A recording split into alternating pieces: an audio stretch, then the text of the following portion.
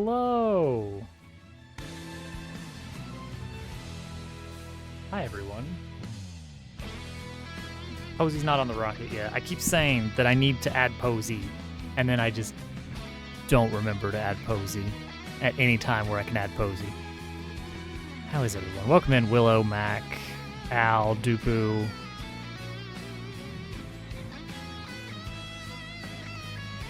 Posy can never be forgotten. She is all up in our business at all times. Unforgettable Posy. Right. So the hub. We're working on the hub. Here it is, the hub. It's getting so much better. No spins at all? I wasn't able to pop in this morning. We had a very busy day. But I did, at least see that he was doing coding today. And I want to do other stuff than this project. But I need to get to the point where I can get it on Steam and say, bam, here's a working demo. Play it, please. Make this worth me doing it.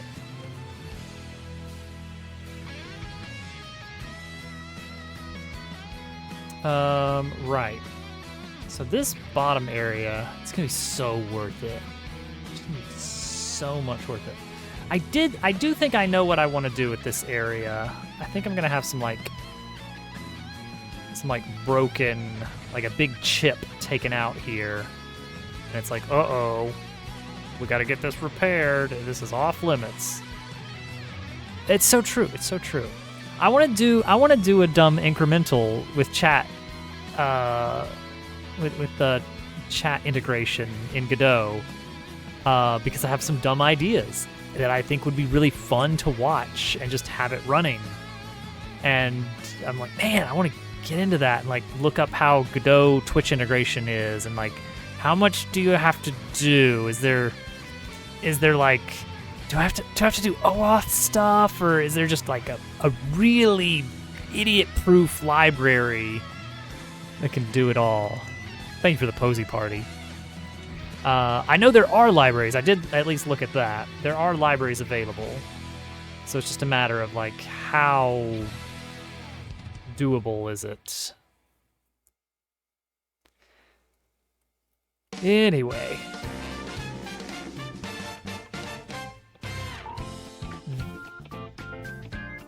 This one's a good one. I remember this one. We're going to make this a little bit better. What is this for? A Stream Deck. It's... Okay. You know how you can assign, hotkeys in some programs? Dumb example. In a text editor, if you press Control-V, that will paste. But in a lot of programs, you can assign custom buttons. OBS will let you customize and say, oh, if you hit Control Y9, then that will switch to a certain scene or something like that. And then you might be thinking, oh, you know what? It'd be nice. What if I press 1 on my keypad to switch to this scene, and 2 on my keypad to switch to that scene, and 3 to go to the BRB screen, and 4 to go to the whatever screen, and 5 to make Mr. Pibbs rain down from the heavens. Well, eventually, if your setup gets really complex, then you might be thinking gosh, I don't have enough buttons on my keyboard to devote to these little fun hotkeys. A Stream Deck is basically a set of new buttons that will only do whatever hotkey actions you assign. And they can get pretty in-depth, when you press this button, then it opens a sub-menu so that you can choose another action, so you can be switch scene to BRB, or soundboard, play this sound. Did it freeze? It didn't freeze for me. I'm still going. Just maybe not Twitch, I don't know. Oh, thanks Twitch. OBS says everything's fine. So I don't know. I don't know what's up with that. Well, let me know when it's back.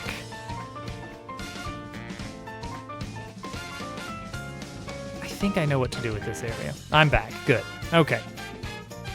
Well, all that is it's new physical buttons that you can push and you can assign actions to them. That's literally it. Your keyboard can already do that.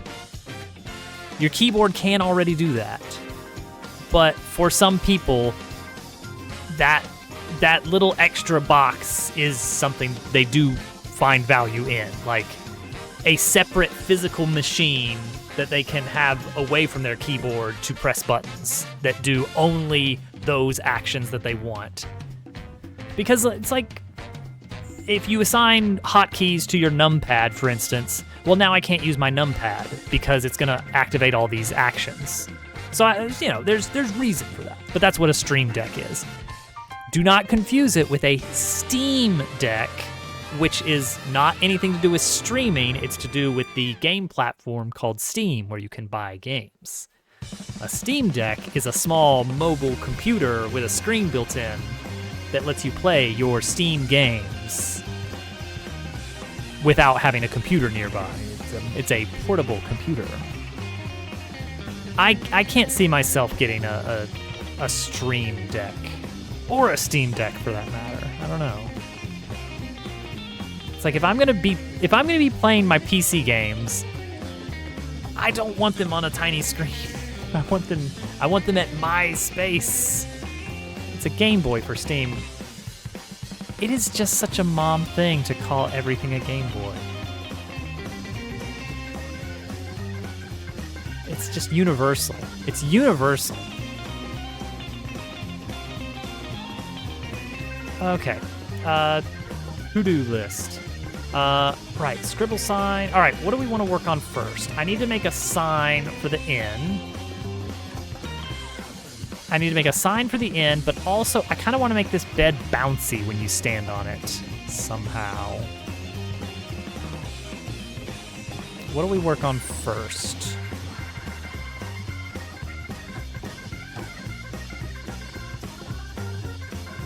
Quite a few games on Steam, though, that are more suited to the Game Boy style. That's true. I've been wanting to do something in like that 4-color palette a while. Like Paper Robot, now available on the original Game Boy. Don't ask me how we pulled it off. It was really hard. You could totally do a Game Boy shader in Godot, couldn't you? Wouldn't that be something? What would you even do? What would be the right way to do a Game Boy shader that would actually convert a 3D exploration game? Like, you would want not only to do shading, you would want to do a flat elevation camera angle with heavy distance-based culling. I'm not gonna think about that. It looks cool, the hack that Dove played. Let's do the sign first.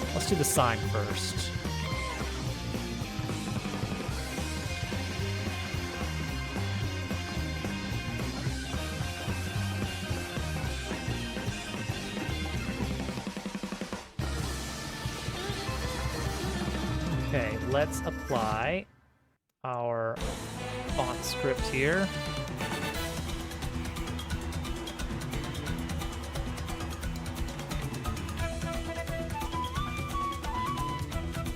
There it is.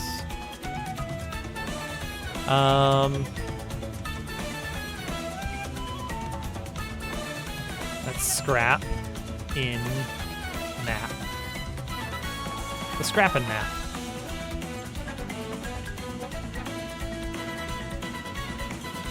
Let's go. Rita.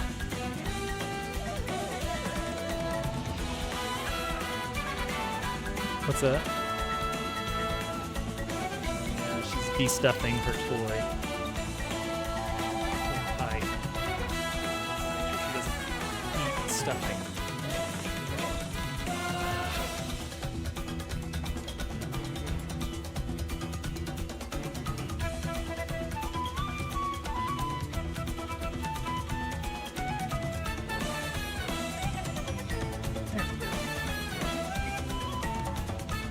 yourself easy. You're not in trouble.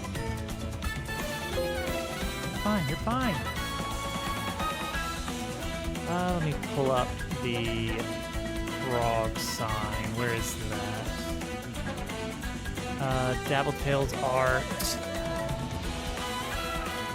Desktop. Dabbletail's art.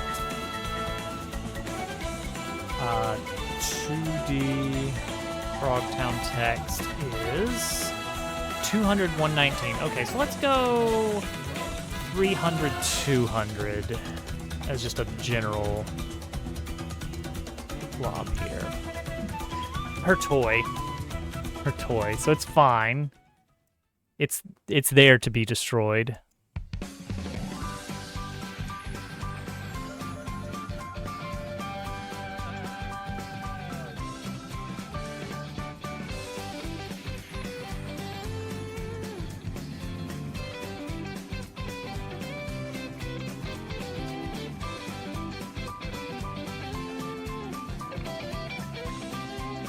All right, we are going to take these.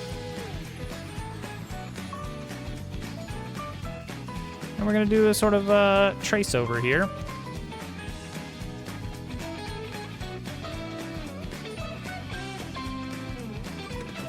Oh, we've got one of the rubber toys.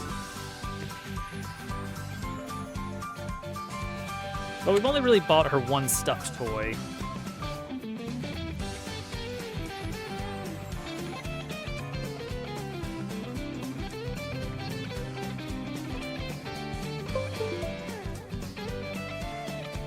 Basically got a double cherry.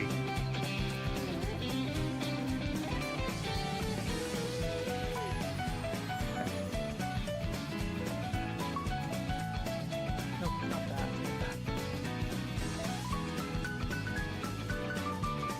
Brush. Okay, here we go. How are we gonna squeeze these together here? This is the weird one. Oh, yeah. She had like a cherry toy that little Toadette picked out for her. It was a big winner.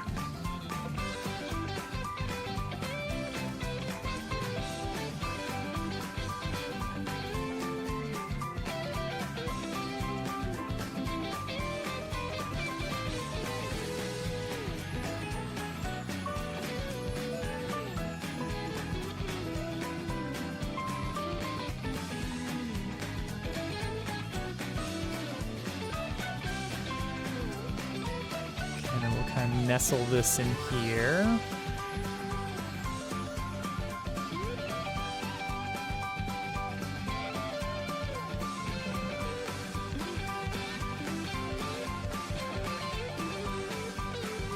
That's pretty good.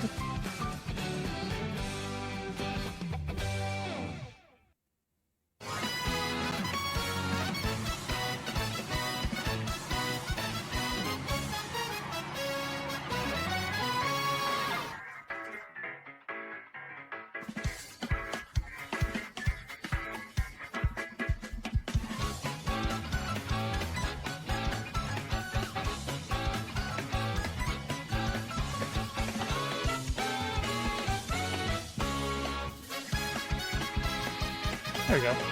Is there much left to do? Always. Always. Jeez. Oops.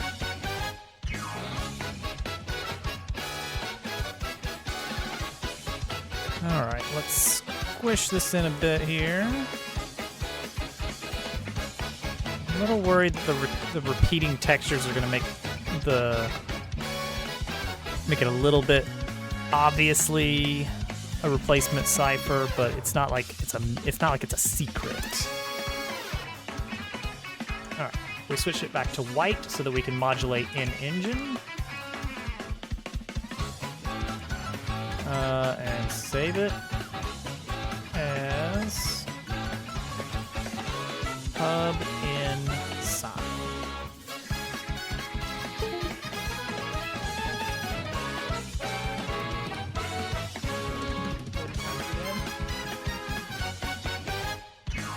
That's probably good, yeah.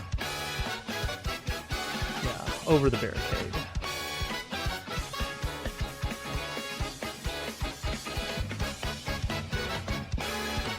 Alright, nice sign here.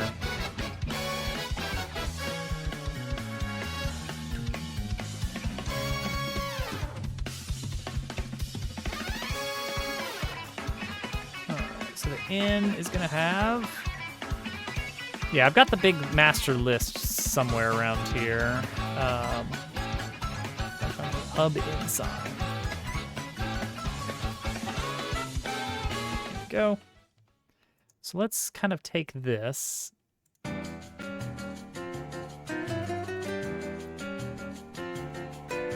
duplicate that.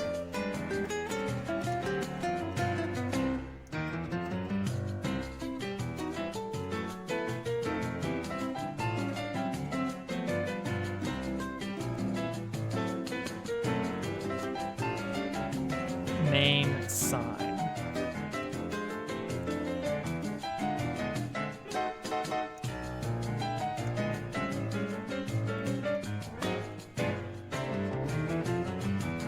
This Sprite 3D gets the new sign, hub in sign,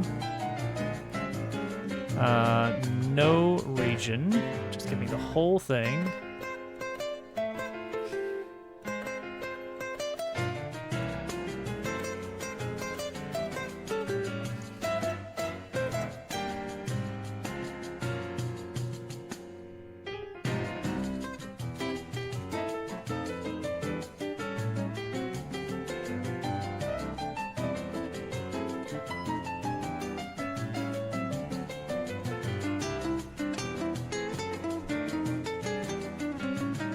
That is not bad, honestly.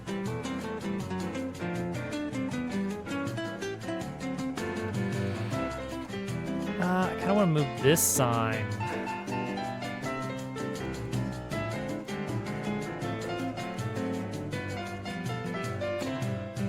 Like further up to make it more obvious, like, hey.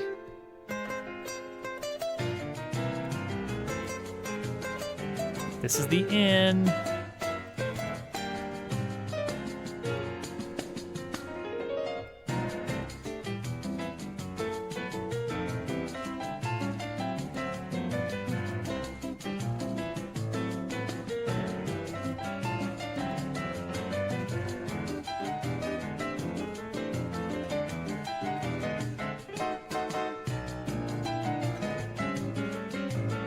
Got it from the internet.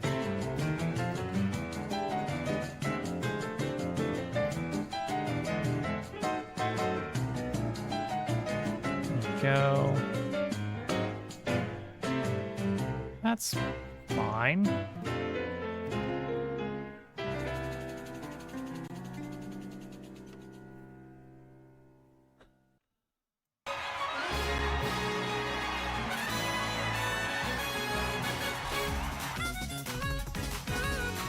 All right, there we go. So that is the scribble sign done. I don't see bed. I don't see bed.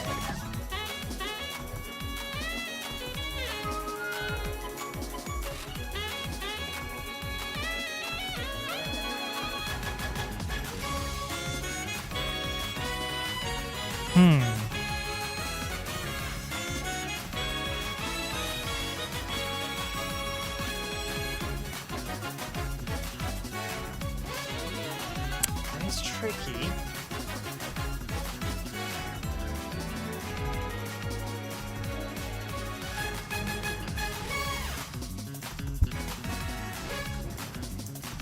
All right.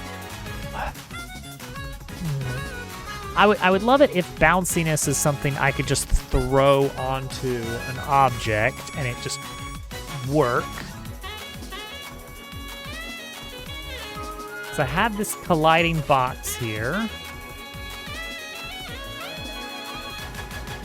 Let's see here. Godot. Collider. Listen for collision. I don't want the player to be seeking, am I standing on anything bouncy? I would prefer if it's The bouncy thing listens for, hey, something landed on me. Throw them back into the air. Let's see here.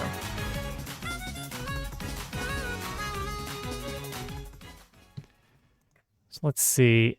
I guess it would be like... So right now I have this generic interact that is an area. And it's like when you hit it with your gear, it does a thing.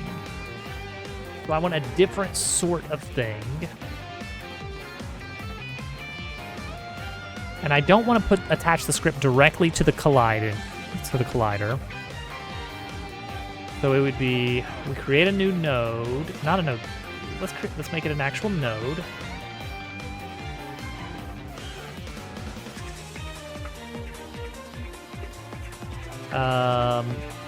We're gonna call it bouncer, bouncy.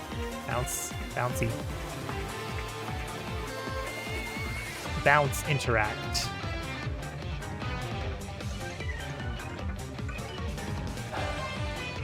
And let's set this as its own mechanism.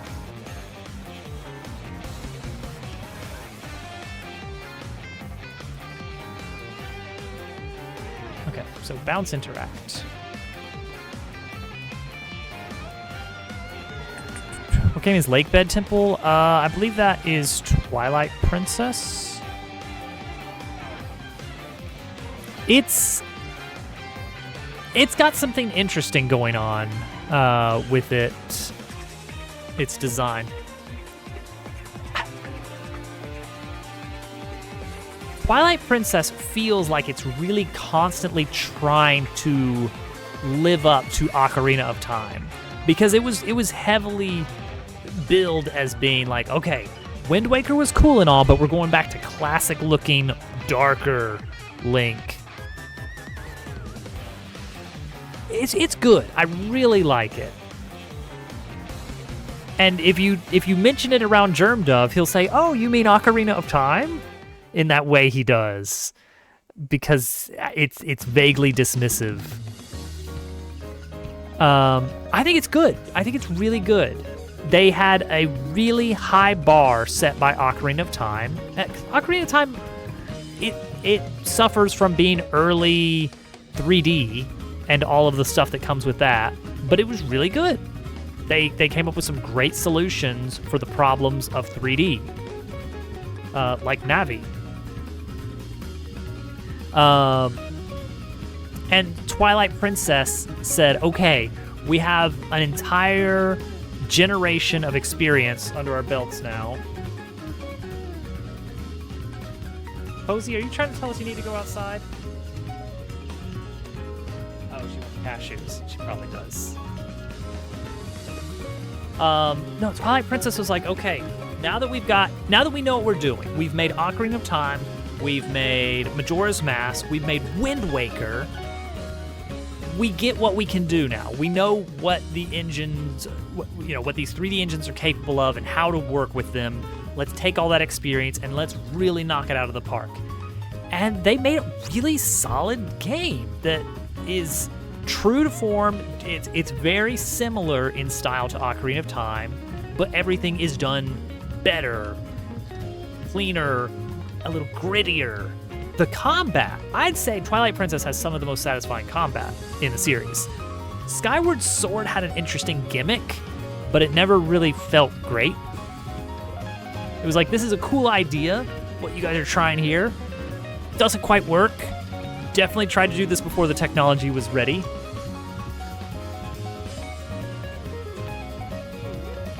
But yeah, it's really good. It's got a good, hard story. Music is good. Very nice set pieces, and just the art, the color of it. You keep doing that. It just looks good. Like, it's all about this the eerie peacefulness of Twilight, and that time between night and day. And so with the game having a day-night cycle, they had to work with that and make it really look good, and they came up with something that was creative and like a very unique color scheme that blends into the game very well. It really just feels like a better Ocarina of Time. Bigger and more intense. And gosh, the battle system is really good.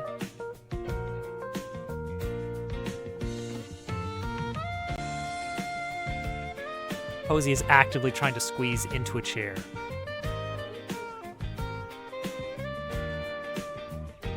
No, her offering was turned down. She wants more cashew. It wasn't turned down. It wasn't enough. It was...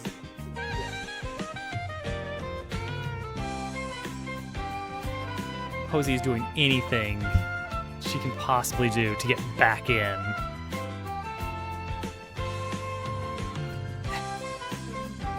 It's very intense. How far does my webcam stretch? Can we get Posey cam here?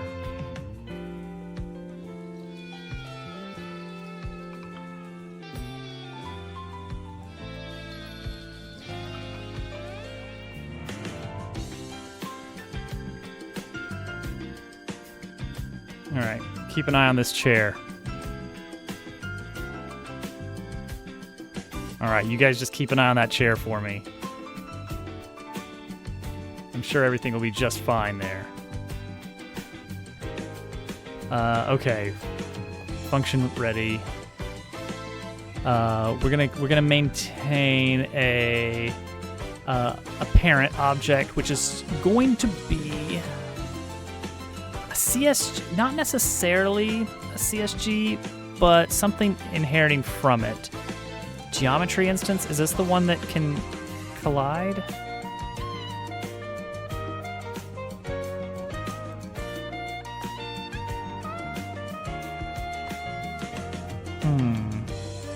Maybe a geometry instance 3D.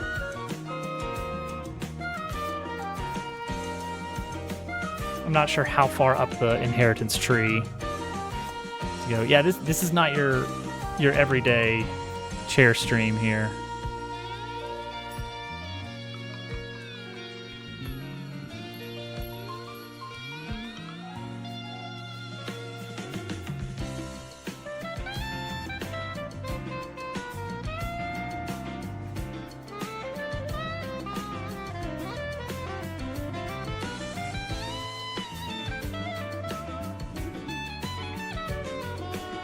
Yeah.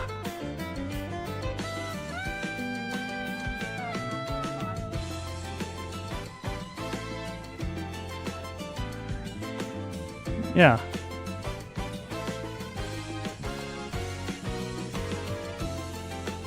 That's all we wanted to see, really. It's Posey squeezing in into spaces that she really shouldn't be able to.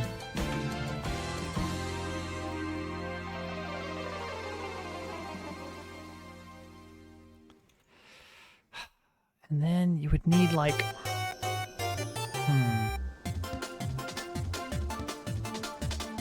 No, you know what? We needed to replace this with an area.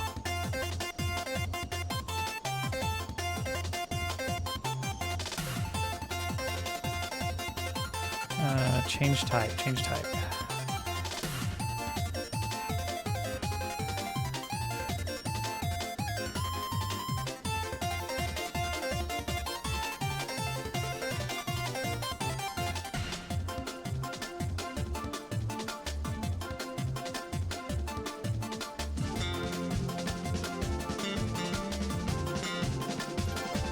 Hi, Posey. Yeah, I see you.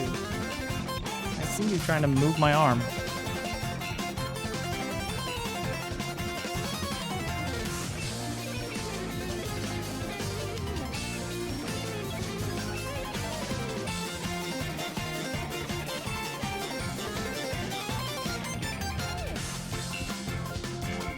Posey, what are you doing? She's certainly got some ideas on how she's going to approach this.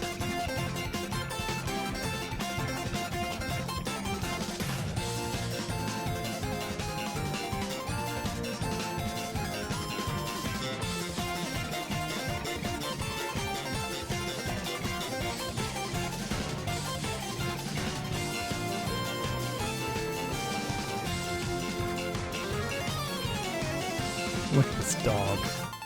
Look at this dog. Look at this chroma key dog.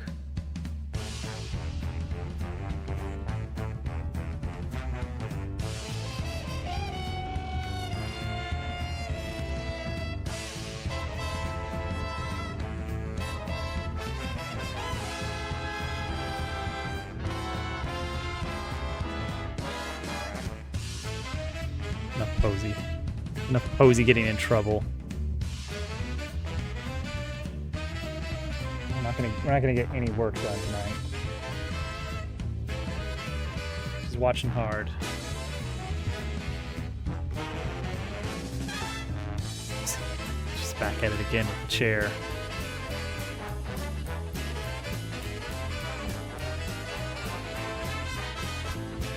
She's got ideas. Maybe she could do it. Maybe she could do it. I want to get this done so I can goof off in peace. Okay, so I'm thinking like maybe it's like you have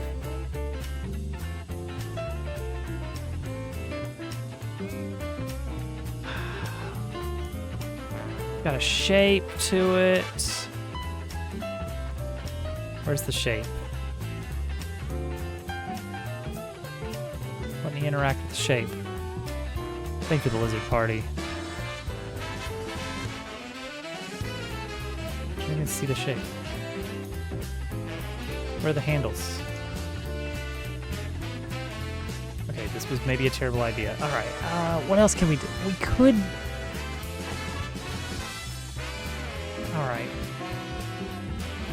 Alternate idea...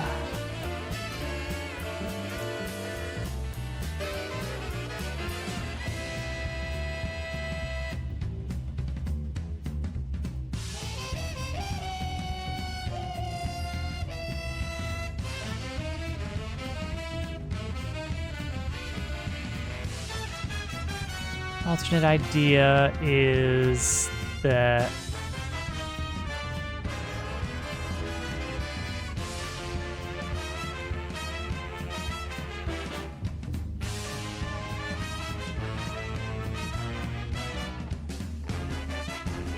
we get a hold of the player and tell it to watch for this node. But I also want the partner to be able to bounce off of it. I don't want to tell every actor to be watching for this. That's ridiculous.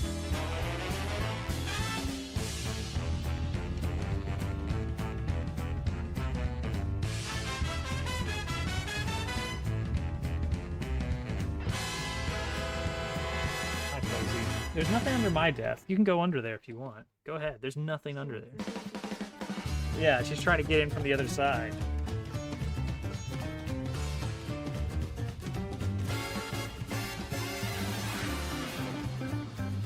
Like, obviously an Area 3D would work, but it feels really silly. Because it's like, I could do an Area 3D and just say, if you enter this, you bounce. Great. Because then I just say, like, oh yeah, if you... I just create a little collider that's at the top layer of this bed, and I say, okay, if you're on that, you bounce up into the air. That works. But surely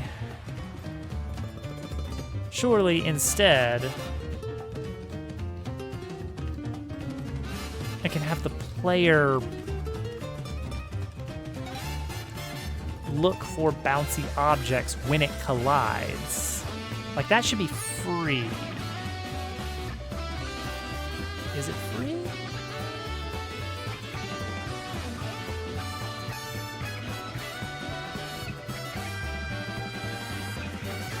She's in. She's in. She found a way. There's no cashews on the floor, right? Okay, I guess we can't be surprised that she went for it. I was hoping that it'd be like, okay, Posey, you've learned a lesson that You can do all that pacing around to get under the desk, but it's not going to get you anything as a reward. No, she's been rewarded.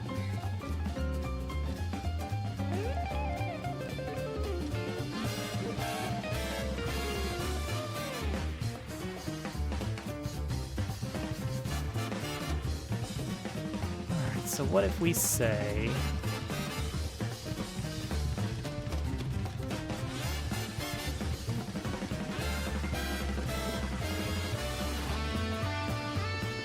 handle bounce surfaces.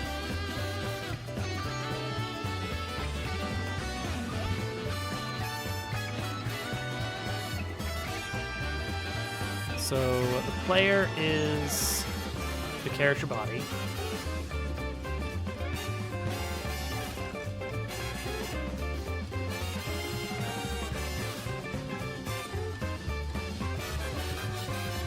Get collision count. Slide collision count.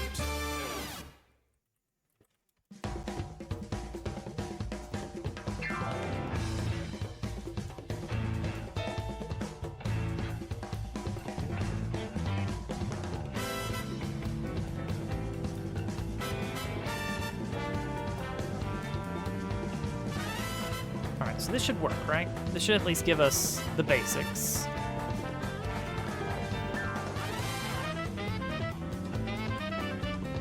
Sort of pause and think. I hope not. All right, kinematic collision. Well, a bunch of kinematic collisions are happening apparently right now.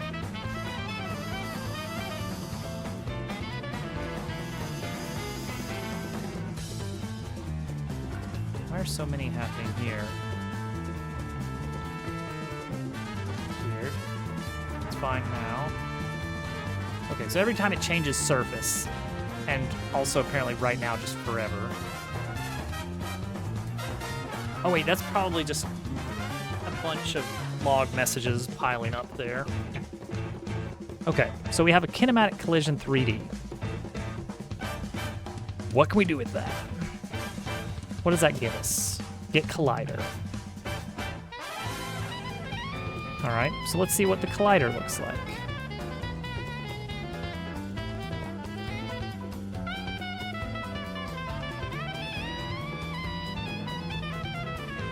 What is that the object that I'm landing on? CSG box, okay. Good start. Main walls, okay.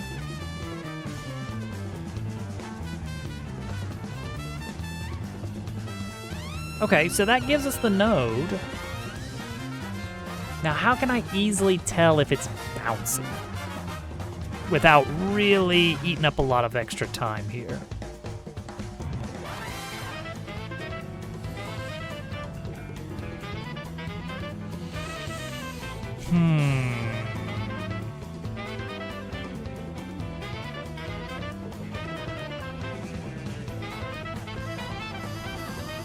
Because checking the child node, that's not a good play.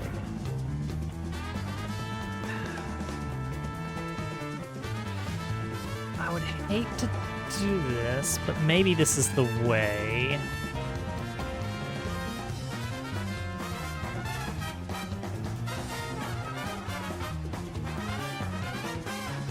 Just on the hunt for more cashews. It's kind of like special ground, right? What are special ground? That's the mud. That's the mud puddle, but how does that work? Player manager dot append cell. Ah, okay. So that's an area 3D though. So that doesn't really work in this case. It's unfortunate. So we'll say bouncy ground. Hey, Anti-Anonymous. Welcome in. Bounce grounds.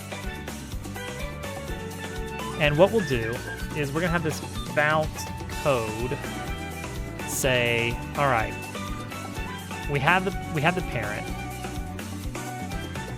We'll get the parents fine.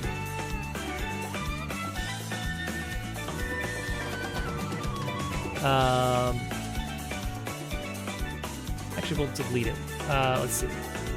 Var player equals. Just we're just gonna hack this out real quick. Player. Player.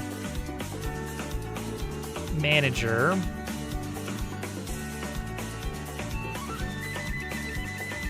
Oh wait, I think I can get that too, right?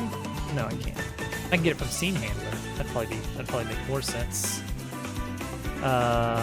Player manager.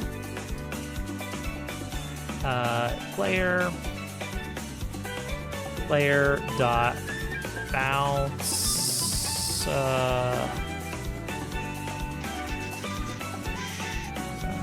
Bounce grounds. Dot append. Get parent. And then this is done. Then we're done with this. What have I busted here? Expected a parameter name. Oh.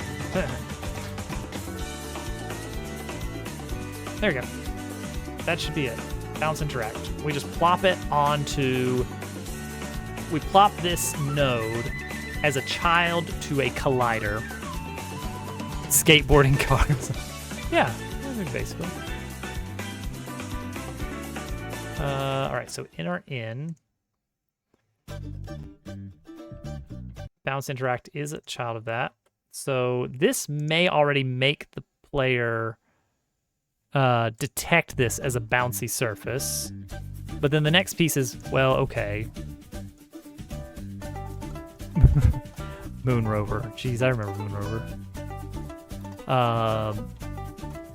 No. There was no skateboarding car. This is what... The last time Anti-Anonymous was in here, it was this game. It was this game. Okay, so what do we do now that we have bounce interact? Now we say, okay, if bounce ground dot, is it has? Is that what we use in GDScript? It is.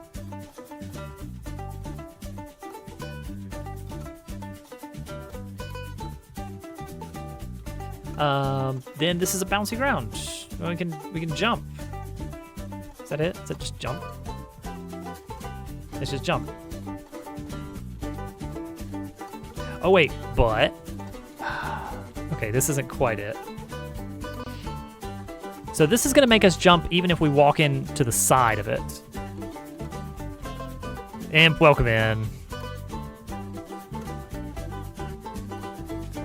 Oh yeah, my intro does have a skateboarding dog. Okay, so if I jump on top, yeah, I'll bounce automatically. But if I land on the side, I'll also jump automatically. But that's a good start right there.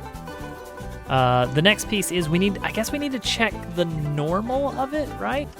So, the collision information. What does that give us? Do we get get angle? Is that a vector? No, it's a float. What? What is this? Get angle. Return to the collision index according to up direction. Let's try this. Let's try get angle, pass in the collision index, and see what we get. So let's take this collision. So I need the collision dot get angle. Collision index can be 0, and we're just gonna print that. So the current target is to put this on Steam as a demo and then keep working on it until it's a full-fledged product, which is going to take an additional 3 to 4 years. All right, so let's see what happens here. So if I do this, we get 0. If I do this, we get pi over 2. Perfect, perfect. So 0 tells us that we're on top of it. So if, so we're going to say angle of interaction. Oh, that's good, that's good. If angle of interaction is less than or equal to, let's say, 5 degrees, the full game will cost money. Probably like 10 to 15 bucks. The demo will be free, and it will have everything in the prologue and chapter 1.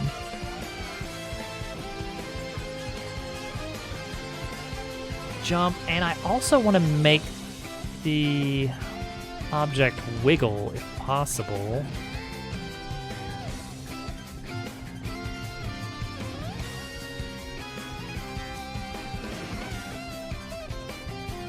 Okay, so that means bounce interact needs to change possibly. Will I give it to fans for free per chance? I mean, I imagine there are some people who have, been with me in this channel for years now, and I will probably gift some people a free copy of the game just as thanks for supporting for so long. People that have come in after the project already started, probably not so much. But I'll probably do some giveaways occasionally. But yeah, like the people who've been like, the people who are my friends on the internet that I've been hanging out with for a while, I will probably give my friends free games.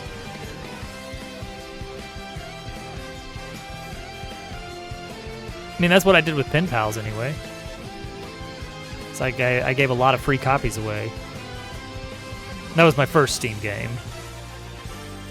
Okay, so the bounce interact code, we're gonna say, and for some reason never came back. I mean, that happens. So we're gonna say, oh, see, this is gonna be a little bit tricky because this model, I want this model to wiggle, but I don't really want the collider to wiggle. I guess it's not a terrible thing. Is Pen Pals free? The demo is free, and it gets you basically the normal play of the game is free. If you want additional levels, it's like $2 to $3 depending on whether or not it's in sale at the time.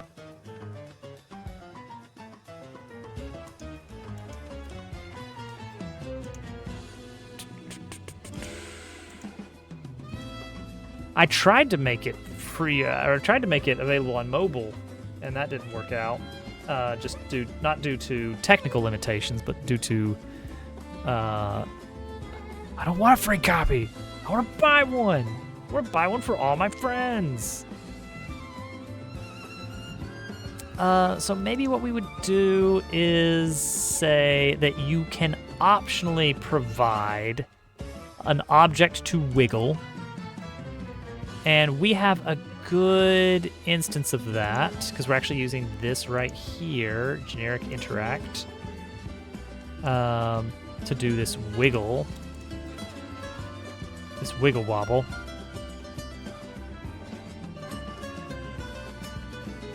So how does that work? I need to have the original scale of the object. So this gear interact has gone a little bit zany, so we're gonna leave that as is.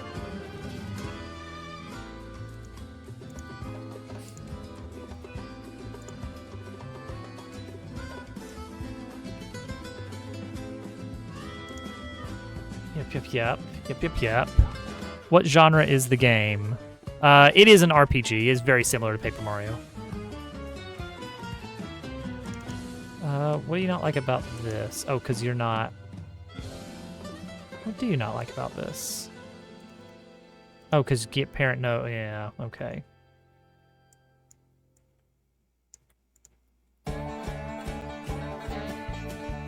Liking it even better. Heck yeah. Stream broke.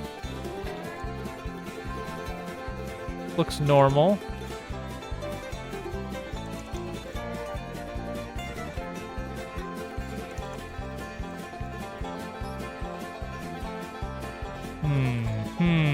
Suspicious. Paper Mario, but better. Thank you, Riku. PC Paper Mario. If you are a fan of Paper Mario, like the old Paper Marios, and you haven't already tried it, Bug Fables is a PC Paper Mario-like that is also very good, very creative, and very distinct from Paper Mario while still keeping kind of that charm that made Paper Mario so fun.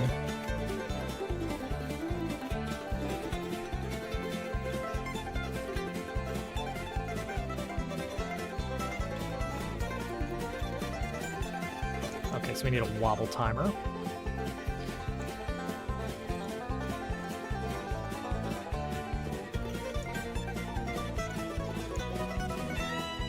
This is such a good beat.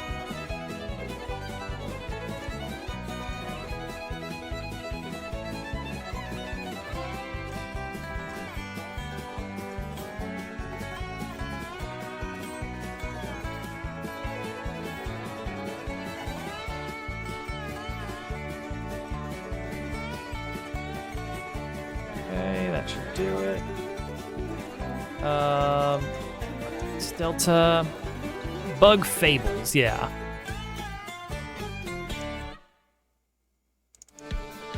To wobble.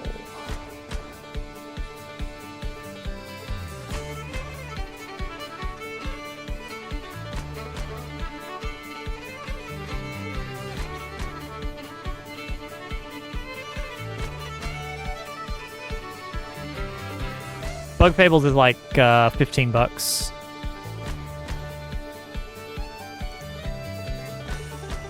Which is quite a lot cheaper than Paper Mario was.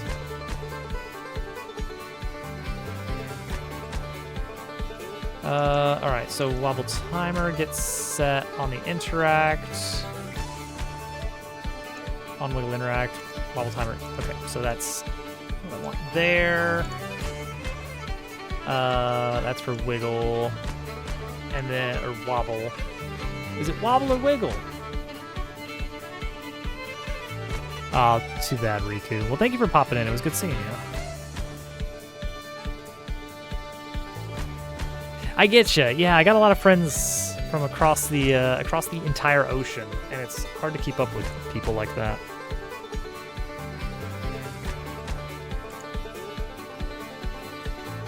Yeah, I feel like I haven't seen Kiwi in ages.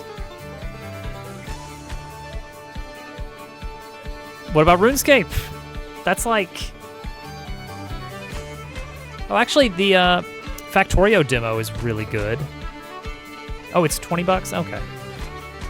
I think I got it on sale. Factorio has a demo that's free.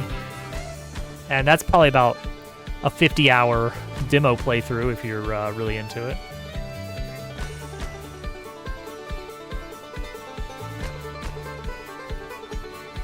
Let's get a sound, a wobble sound.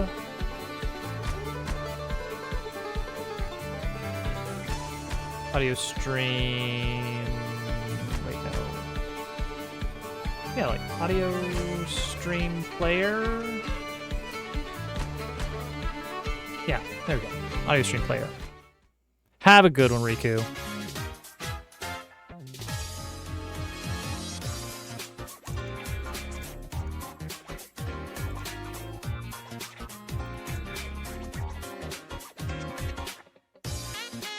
Because they aren't the full game. I mean, that's too bad because it's fun. When I was young, I played like exclusively freeware and demos, anything I could get my hands on. I had a blast. But to each their own. I have some already, but thank you. You're not getting a free copy of the game. Let's see here. If demo just in the old PC magazine. There you go. Don't see a lot of those anymore. Ba, ba, ba. Okay, so the Collider.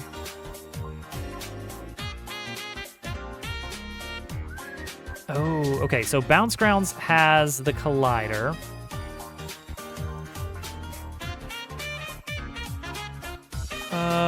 So let's replace Cole here with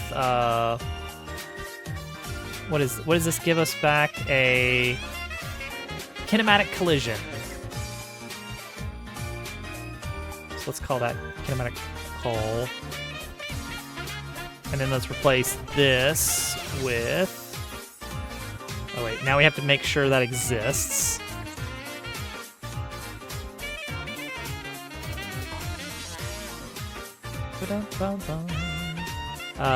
Var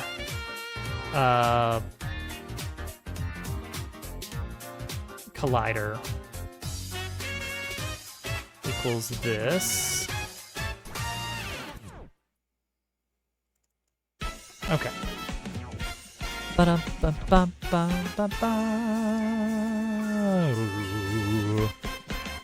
Okay, so now we know the collider should be one of these items that has the bounce interact functionality.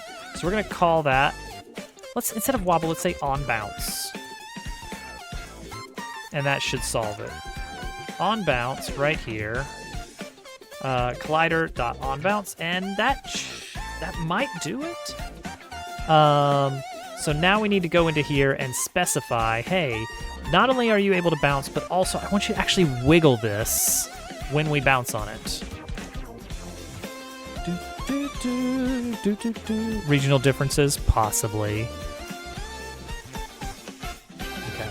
So when we brush up against it, it should be fine. And then we bounce on it. Whoa, everything breaks. Ah, right. Bounce logic equals collider.getNode. Oh,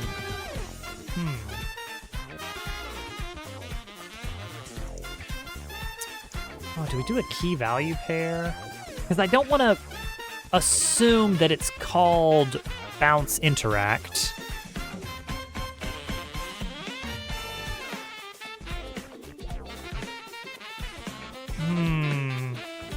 That'd be a little bit annoying. So bounce grounds instead becomes a key value pair kind of setup where we pair the actual collider with this bounce handler. Yeah, I guess so. Collider is the parent. Bouncer is self.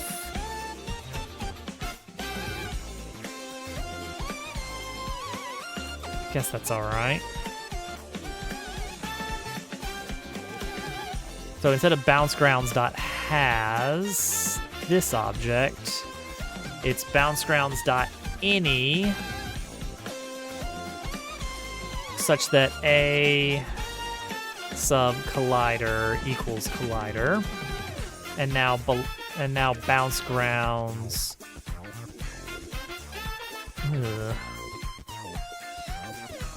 Bounce ground equals bounce ground dot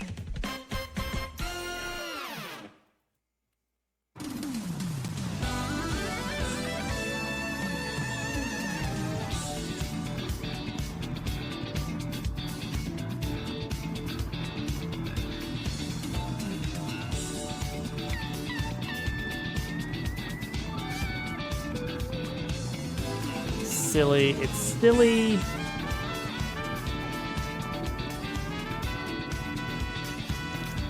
But it will work.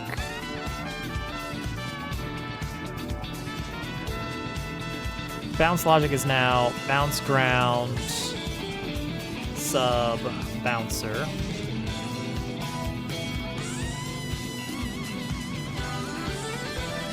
Think this works? We're gonna see.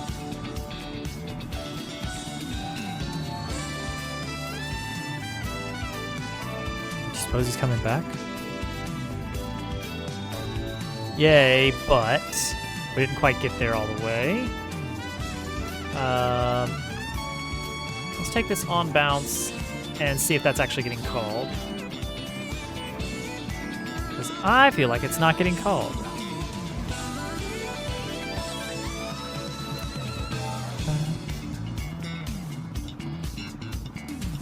It is getting called.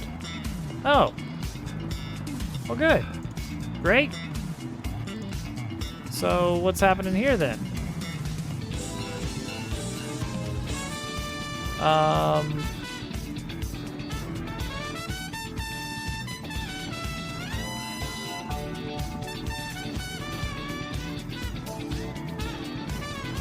Okay, that's working.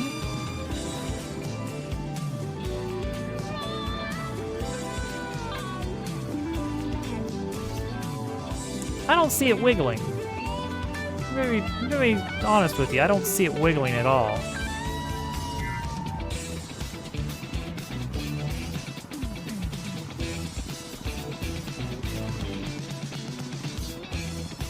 Oh.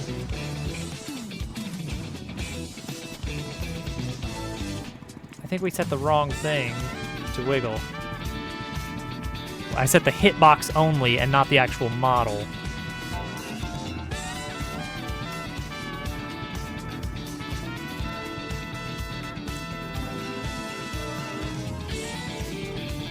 Whoa!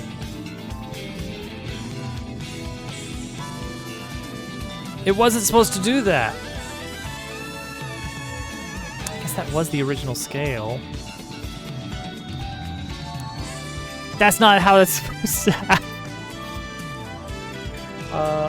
Okay. Huh.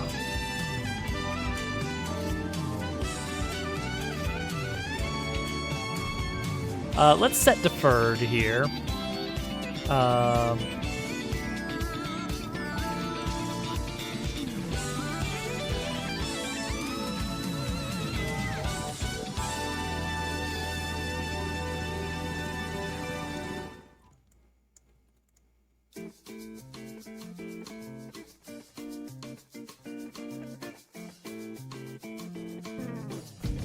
Okay. This will probably be a little bit nicer. That was very funny. Ah, Kirby Superstar. Good game, good game. Come on now. Come on.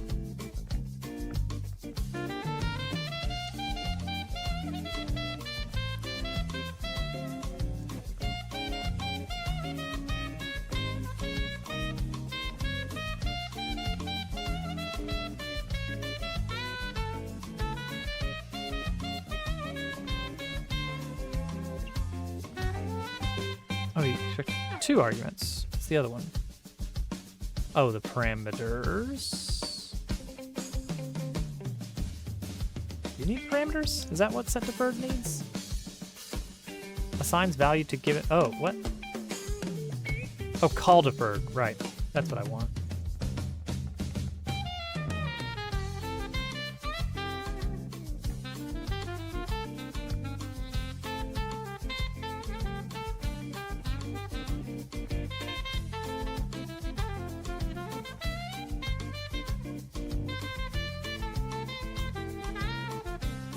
This.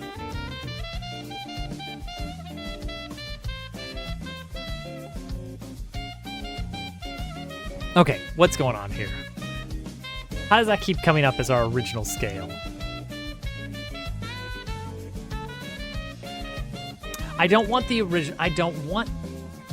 Duh. All right, rewind. It's rewind time. Get all that out of here.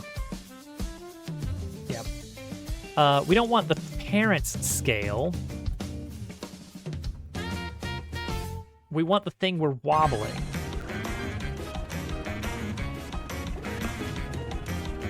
What am I thinking?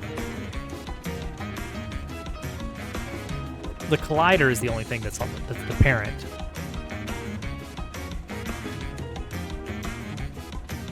Oh, thank goodness. Finally. All right, cool. And to finalize, let's take the actual bouncy sound, the boing. Something is wrong. Something is seriously wrong with this bed. Oh, we need to make sure that is set to sound effects channel. It is. And there we go. Geez, that took longer than it should have, but we got it. It was a dumb little feature we wanted to add. Make the bed bounce. That was it. Let's get the sound turned on and test that.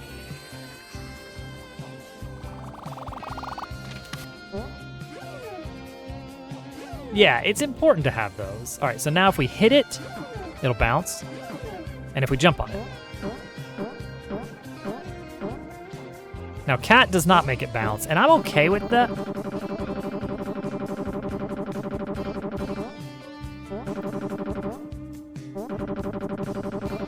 Leave it in. Leave it in.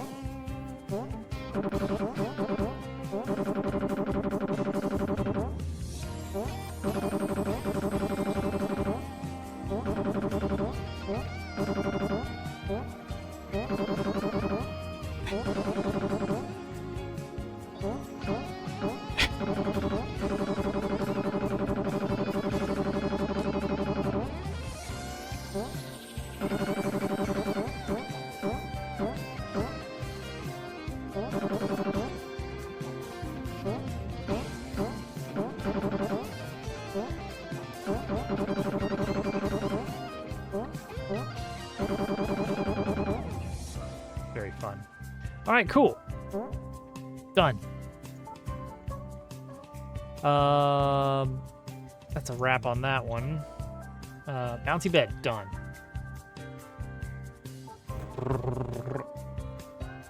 Okay. Left side barricade. Something we've been putting off for a while. There's got to be a reason that when the game starts, you can't take these stairs and you have to take the other stairs. Now, the high-level reason that we're doing that is twofold. One, it forces the player to see a bit more of the sights. They can't just zip shortcut straight to the critical path. It forces them to take a more circuitous route and explore a bit more and see more of the NPCs and the shops and the locations that they should be committing to memory. That's reason number one. Two, because later on, when we do allow them up here, they will have access to getting onto the roof right here, which gives them access to more locations than they previously had. Not just like little shop locations, but also there's going to be Chapter 2 itself is going to be over here, and some kind of area to explore later that we're not going to build in the demo. And it gives them access to this little back route here. So it's fun to gain access to more regions as the game progresses. It encourages exploration and discovery. So, for that reason, this area can't be accessible. It's blocked off. Something has happened. And so the thing that has happened is, let's see here.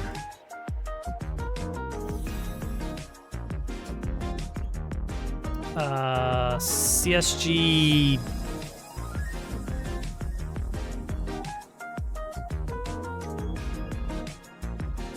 We'll try Polygon.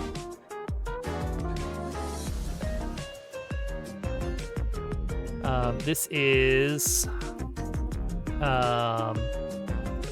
Chapter 2 pit. Blocking pit.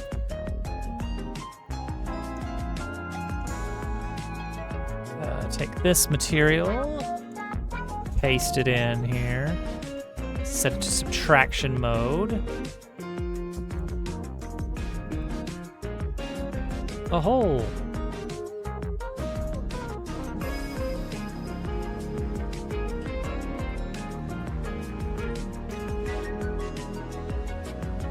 Don't know how deep this needs to be, but we'll figure it out. All right, let's make a mess.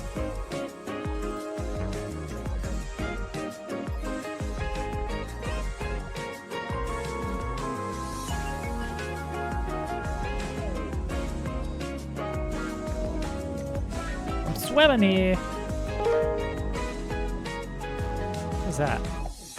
Is that the music?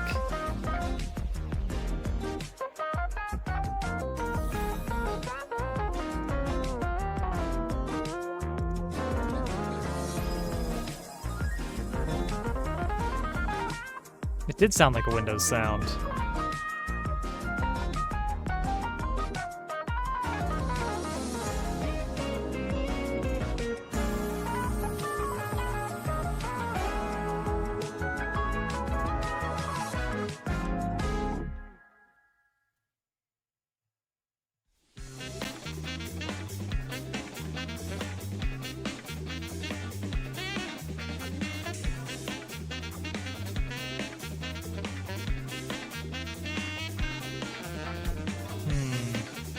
This is going to be awkward with this pit.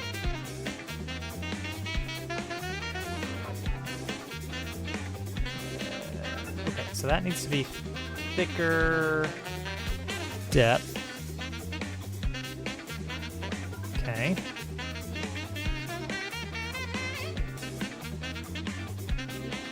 That's difficult.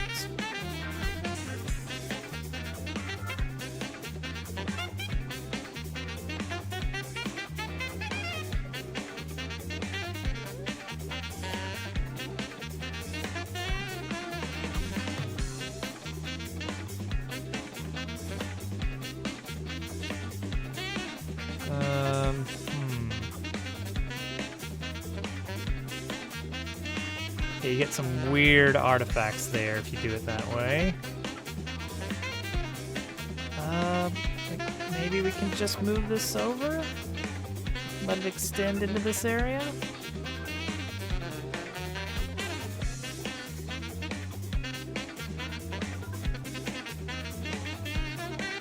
Like, I don't actually want water here, though.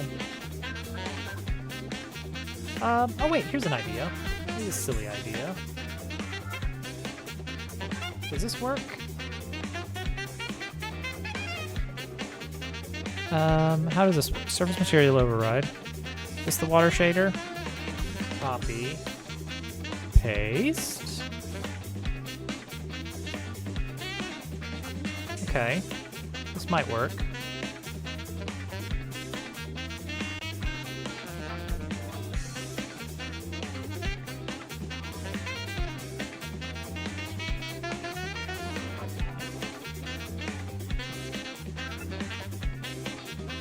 We are going to need to scale this a bit, huh?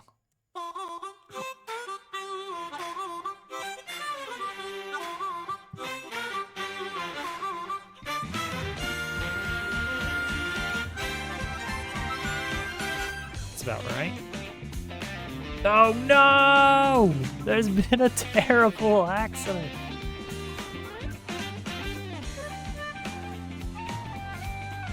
Oh, but... Oh, that's awkward.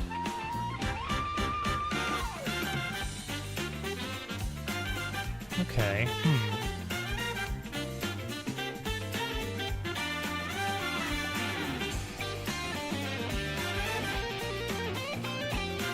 Yeah, that's weird.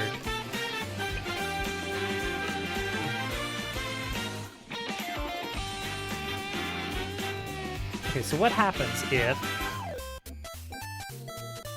we do a subtraction zone here? Does that just fix it? It looks like it.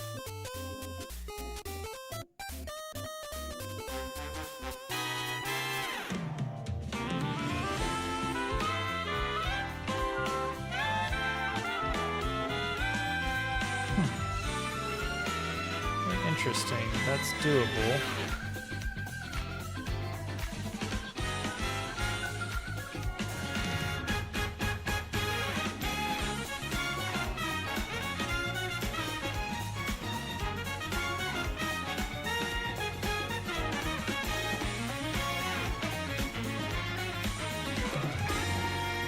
Okay, so I think we can get rid of that mesh.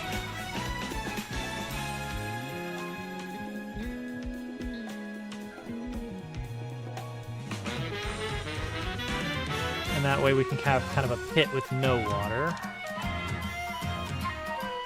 Is that about the same height? Yeah, the other mesh is a little bit higher. But not by much.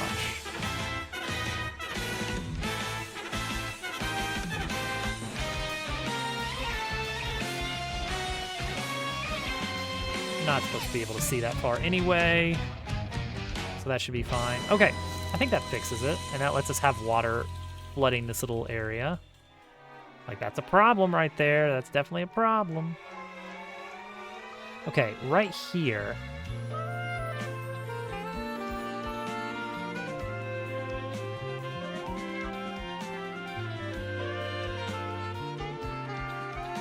Why does this rail go so long? Does it need to do that? I don't think it does. Ah, but that's gonna mess with stuff, isn't it?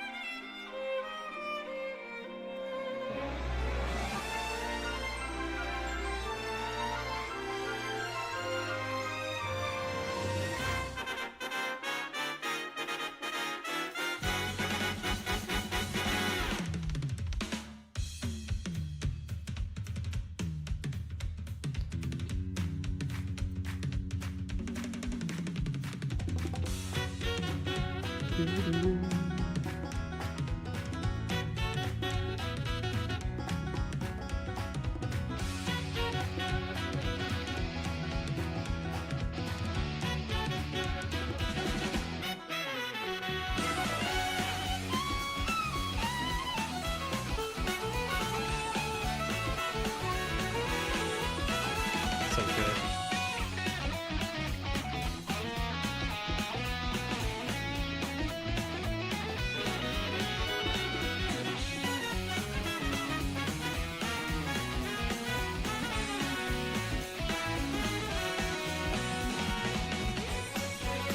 Okay, I like that.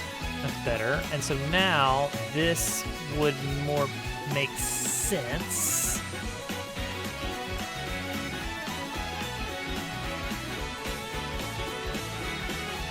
Be a pit.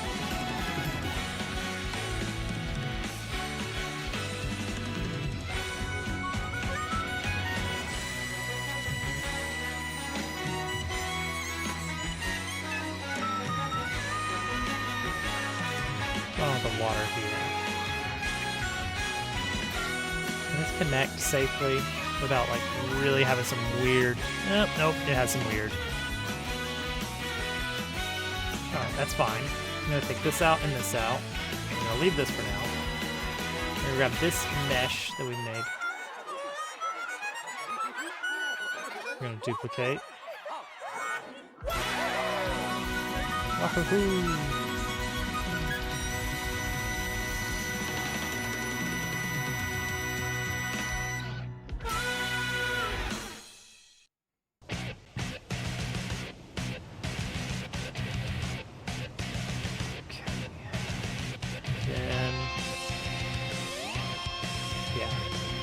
Love it, love it.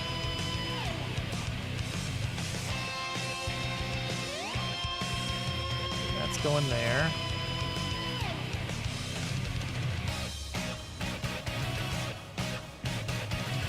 Okay, I think that fixes that. So we've added a lack of a bridge over here.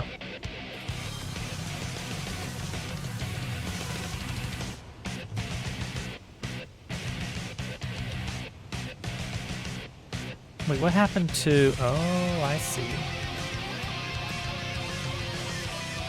This one. Yes.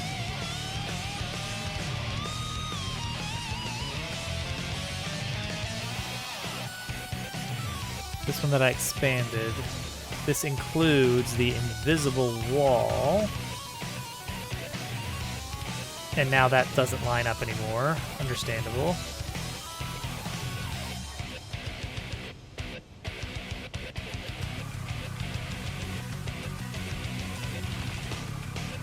Get it. Fine. And then that also moved this. So that's fixable. There we go. And now later we'll add a big grand bridge here. So I guess for now, we can just do this.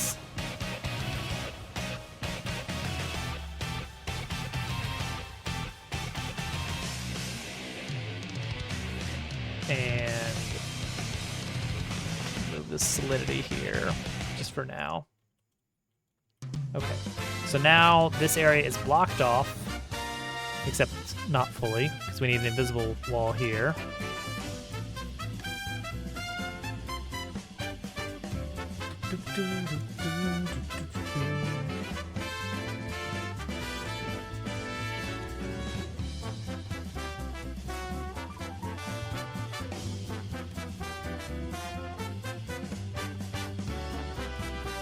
Beautiful.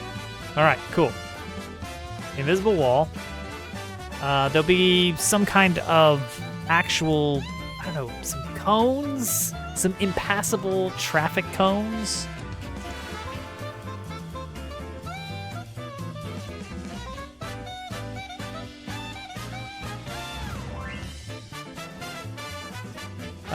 Let's actually set that up. Chapter 2, barricade. So that's this. That's the invisible block. That's some caution tape that we're gonna set up.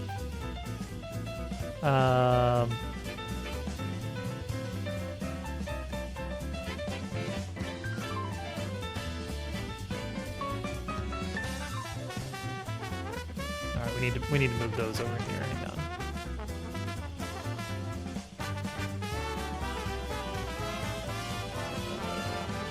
Just move these out. Move the parent. I wish there was. There probably is some kind of hotkey or something, some keyboard shortcut to move a parent, but intentionally not transform the children positions. Now to restore this to subtraction mode somehow. What the heck is going on here?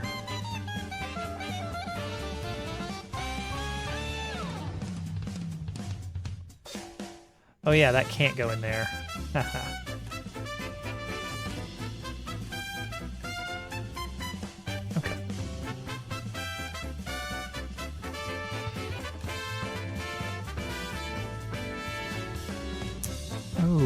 You know what would be a nice... We should use that same little shader that we do for the laundry swaying. Where is that laundry file? Let's find that. Where would we have put that? Ah, right there. Perfect. Open with Kuta. Let's take this.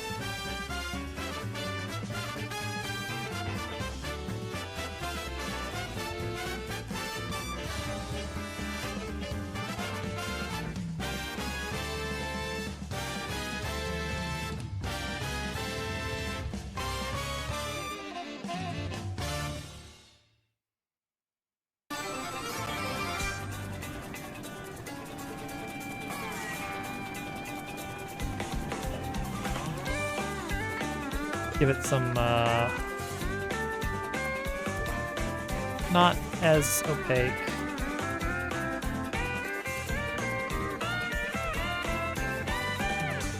How's that? Yeah, love it. Great. Save as caution tape.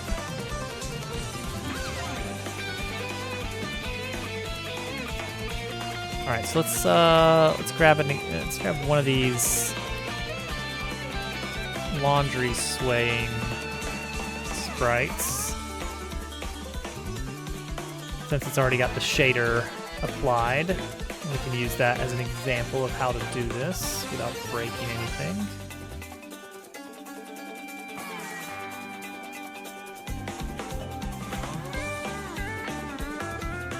Okay, caution tape.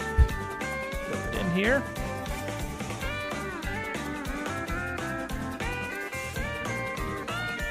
Caution tape. So how does this material overlay work? Yes, we have to pass in the texture as a parameter. Right? Oh, I guess I need to make this unique.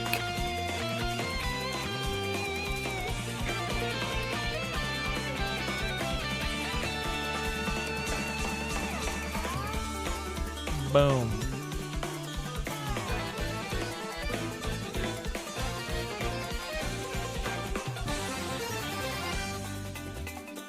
It's got some weird drawing artifacts going on, but we'll fix that.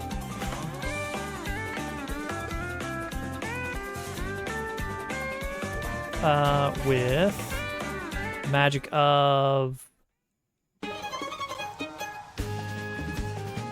What magic? What magic can we possibly use here? Render priority.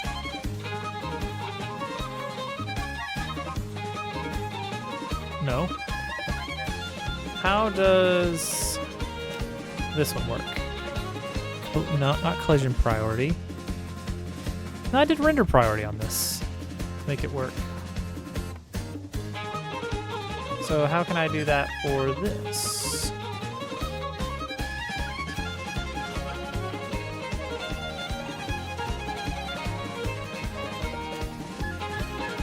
Huh. I want it rendering incorrectly.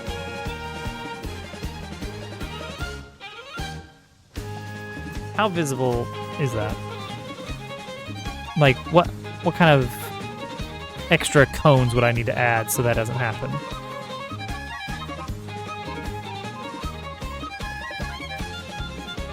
Yeah, like if you come down here, you can still see the mist in front of it, which is not great. If I toggle this up a few times. Yeah, it's just not respecting the render priority. Why is that? Maybe it doesn't need to sway. Maybe I don't care for it to sway that much.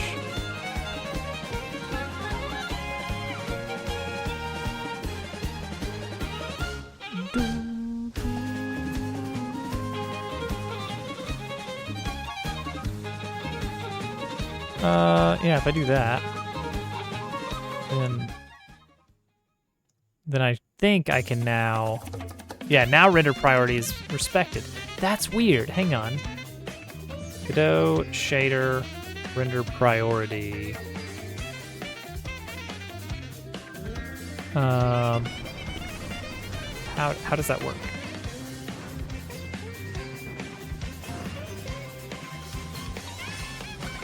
If both materials are flagged transparent, loading.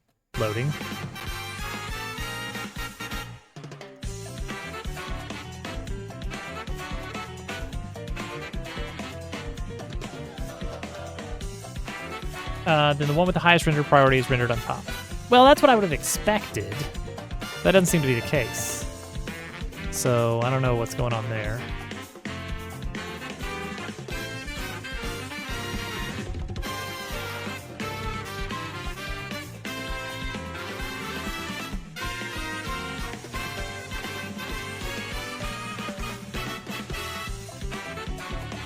Okay, well this looks fine, honestly. It doesn't have a shadow, but that's because it's not in direct light, I assume. So we would just need a cone, right? Like a little traffic cone?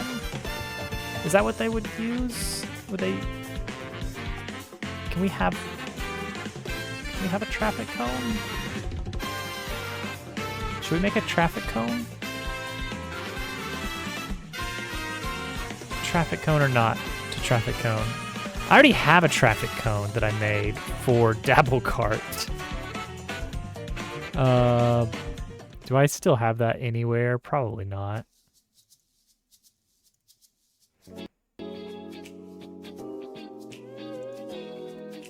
Because honestly, I can just... This is nothing. This is nothing in Godot. I don't need to get out Blender for a cone. Come on. Come on.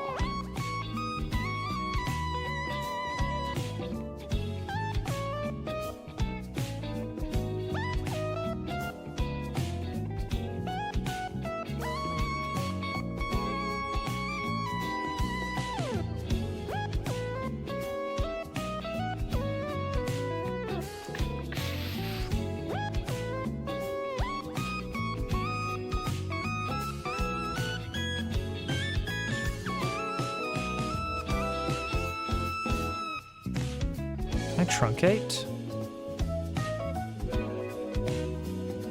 Not easily. Well, hang on. I guess I can.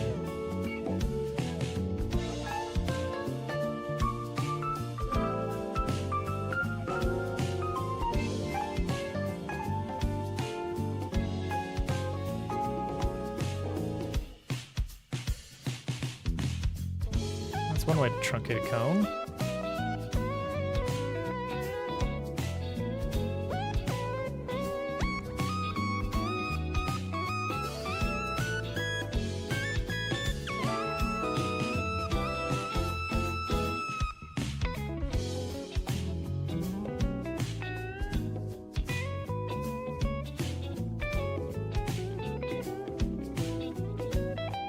That looks fine, right?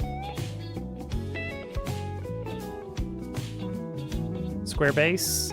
I'm cool with the square base. Yeah.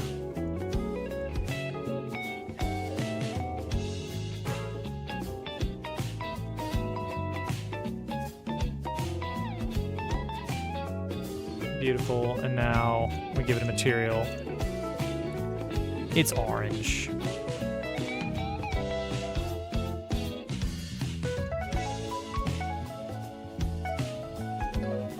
That honestly looks great. I guess we should make the bottom orange as well, just for completion of the orangeness. There's a trap cone with a white top. Crazy.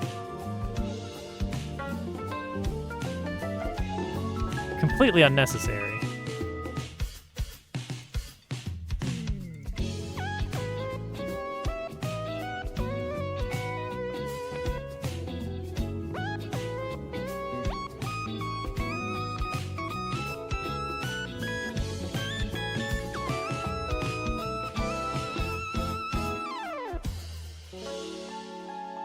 It's small, very, very small. Make it just a little bit bigger, and then just kind of have the tape sort of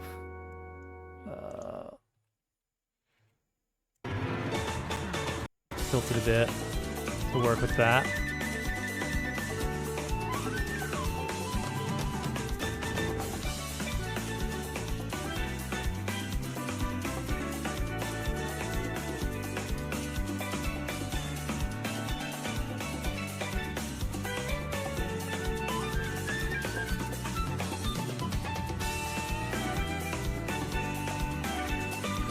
That should be fine.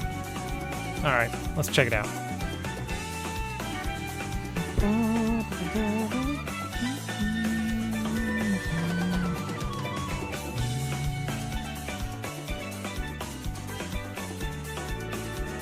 There it is. It's everything we ever dreamed of. An impassable caution tape.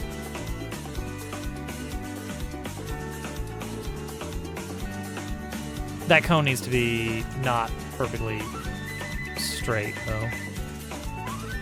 Obviously, that needs to be a little bit off kilter.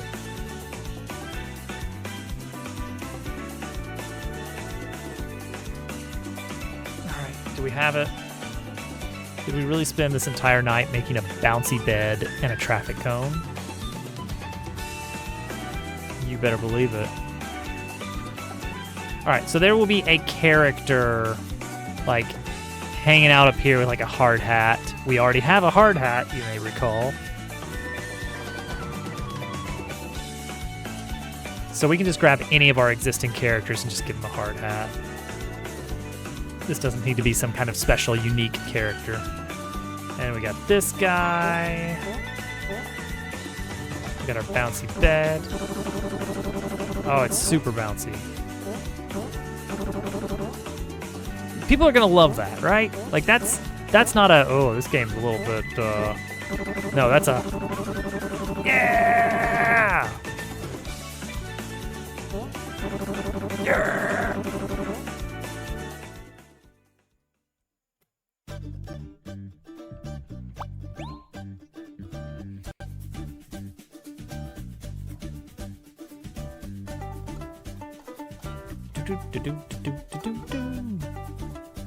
We'll probably have a few more NPCs just kind of around here. Like right now we have 1, 2, these are a single unit of interest. And this is a single unit of interest here. Like originally I was saying we need another NPC in the bar, or in the tavern, the inn. But rather than that, I think the next NPC would probably need to be somewhere hanging around out here or over here. Just chilling. Like not doing anything. Just hanging around. Doesn't need a backstory, doesn't need anything like that. Now this area, we'll add some stains to the ground to kind of give it a bit more texture. This area might get a little bit something of interest because right now it's empty. Old derelict ship. How would you get a ship up here? There's no way to get a ship up here. It's up a drain pipe. So that doesn't make any sense. There will be this was originally just like, I don't know, there'll be a place over here. No, there is going to be the status effect research lab, I believe, will be over here. But it will not be available until after chapter 1 because there's no point in throwing that much stuff at the player right away. So it'll be temporarily closed or opening soon or something. But I need to build a building similar to what we've done here. This is a little cutesy building. It's great. It's got whimsy. It's got a lot of whimsy to it with the windows. So we'll fill this area up. Let's make sure that we can't break through here. Good. All right, that is done. Let's check in those changes, shall we?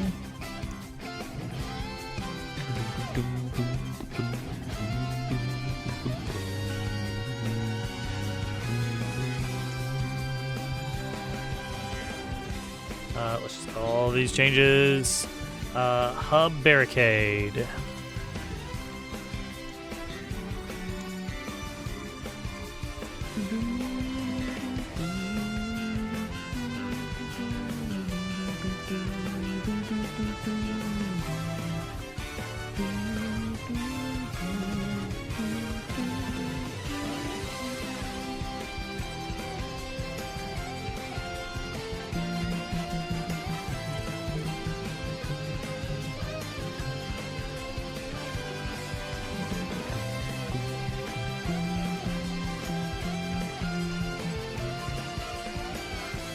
Okay. Left side barricade done.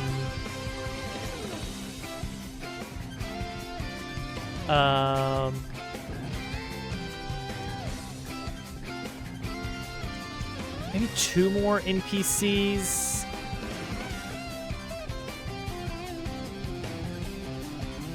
One to 2 more NPCs outside, and probably 1 more inside. So the inn looks a little bit unpopulated as it is right now. We don't have a ton of time left for tonight's stream, so I don't want to get out the drawing pad for anything. Let's make a module. Let's make a new module, a move. So you're going to get heavy gear as your freebie module. This is very important. Heavy gear is the move that basically does 2 extra damage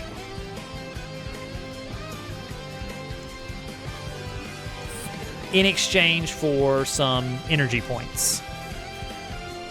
This is extremely important because it gives you options and it lets you actually have a way to spend energy points, which you do not have otherwise.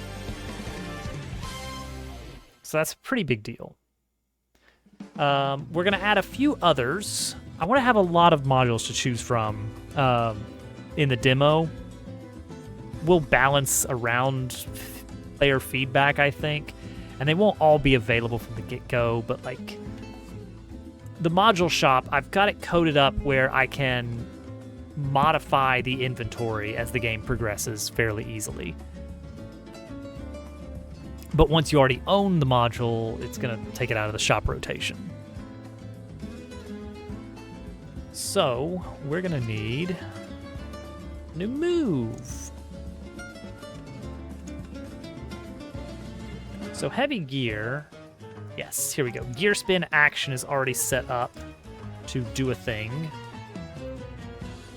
with gear spin. So I think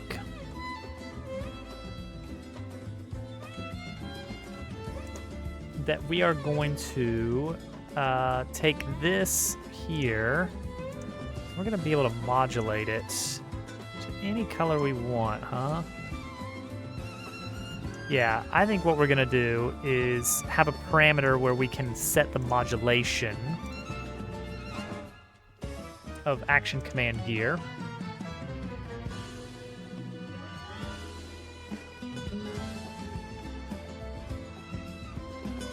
So currently, we set up, yeah, the speed scale and the zone scale.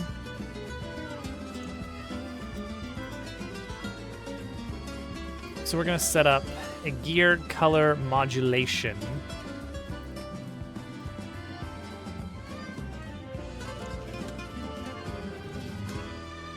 And we'll do that in, I guess, process.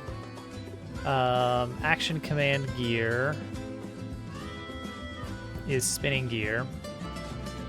Dot self-modulate equals gear color modulation. So now we can set that from one of these moves.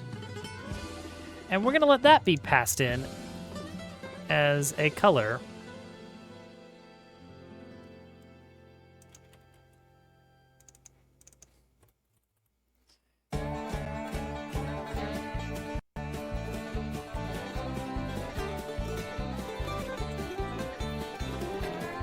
Okay, so by default, we're going to be passing in color.white.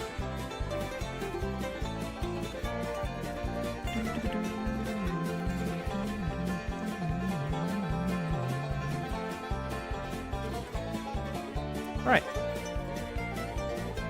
So what color would we like for this to be for different things? I mean, that's going to be our default color, but we'll saturate it with different colors for different types of attack here.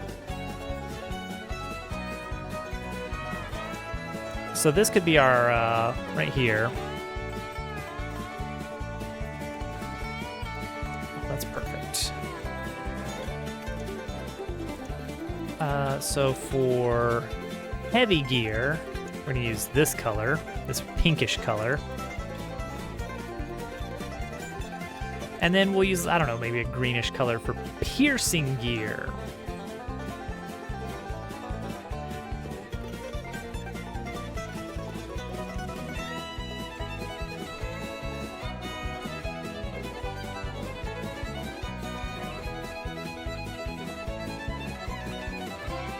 Ignore the defense.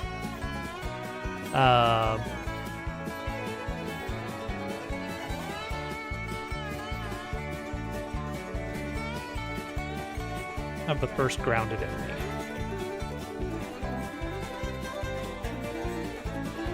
It only costs 2 energy.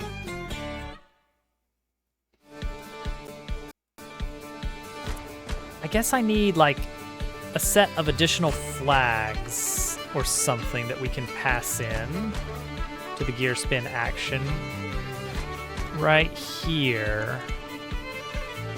Additional items to add to the dictionary. Amount.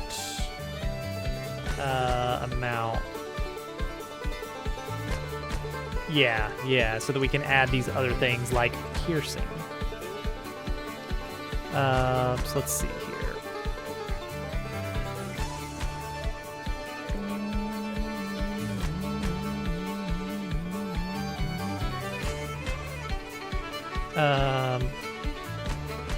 Damage dictionary is this. Pass this in, and then we can also pass in damage flags for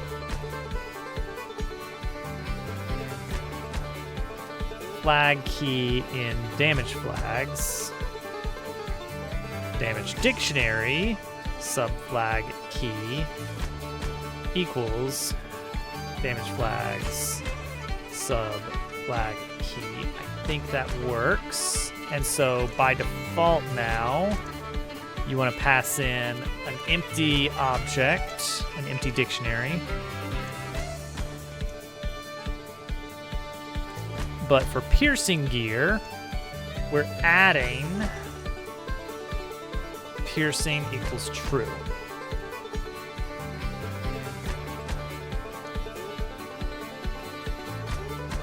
And this, we're gonna say that piercing is green, obviously. This is just nice. It's a really easy way to just add a slight bit of variation to what the move looks like.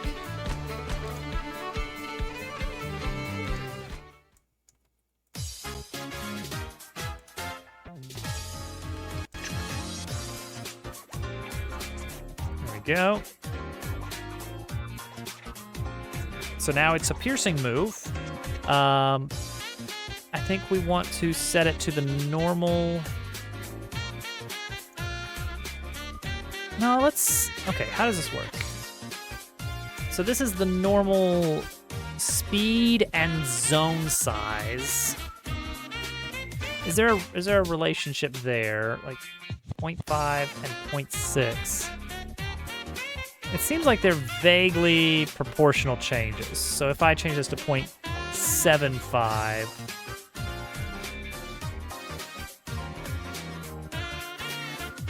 it needs to be 0.86, I guess, to keep it fair.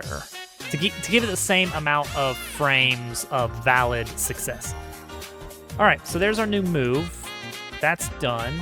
Now to make a module that allows you to actually equip it. Piercing gear.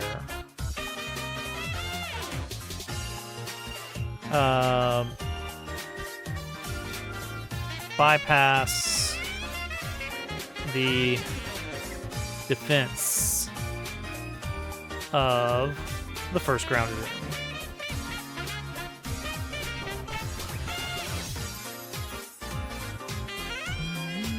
Same module icon 1. Let's see. What's this here? Color 0.2.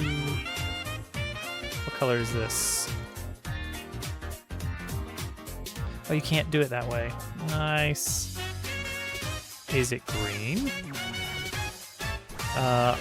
Red 0.2. There probably is a way to easily get that converted, but this is fine. Okay, vaguely green.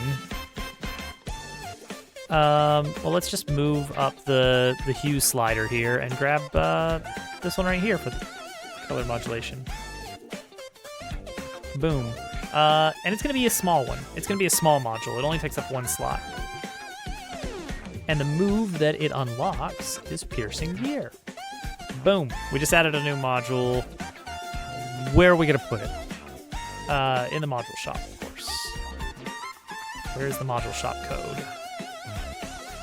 Module shop inventory. Boom. Added in. Incredible.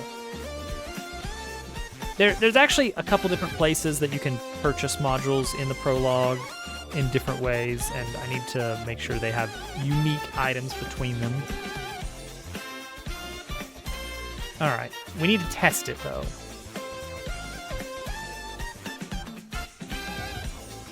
before we can really call it done.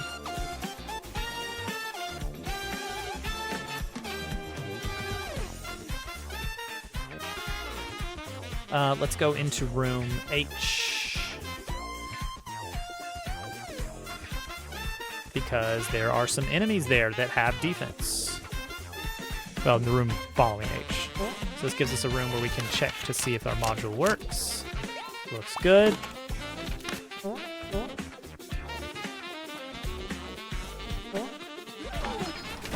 Okay, normally you would deal... Did I miss or... Oh, I have to actually use it. All right, so it's green now. Let's intentionally fail and see if we still land 1 damage. We landed 3 damage. Whoops. Additional damage was turned on, wasn't it? Yep, there it is. Okay. So we dealt additional 2, so we would have dealt 1, which is correct. And so it turns out everything was perfectly fine. Equip it.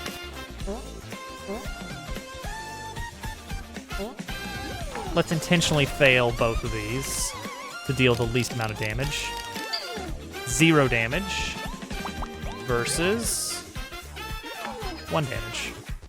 Perfect. This guy has 1 defense, so that works.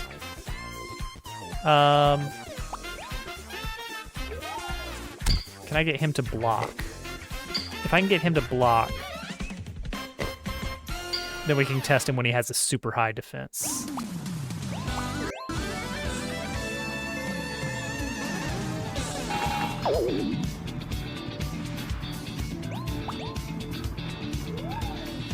I think he has like a 50-50 shot of blocking. So let's take out the rest of these guys.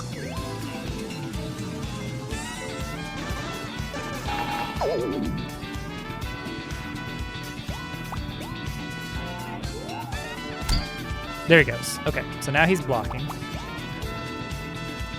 So now it should be impossible for me to deal any damage normally, but with this move, we should be dealing 1 damage on a failed time. Got it. All right. It works exactly as anticipated. Great. Add that to done. Piercing gear move. Easy peasy.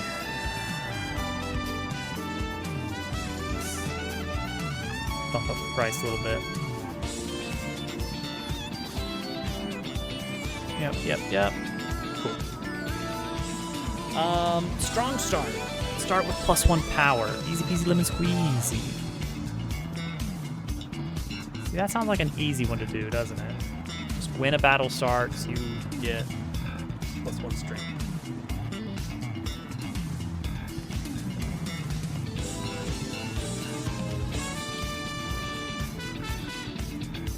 But it would not affect the part, so it would only affect Dabble. And I don't know how much module points that would be worth. Either way. Safe start. This is a good one. So this is an interesting one.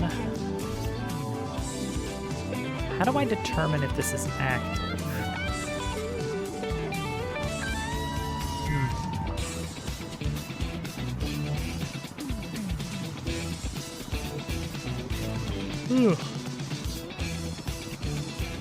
So we have a setup in the battle manager.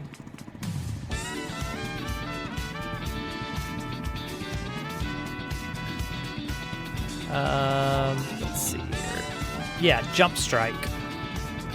So if you land on top of an enemy effectively, not really on top of, but if you are mid-jump when you encounter an enemy, then you get +1 defense at the start of the fight. Which can be helpful.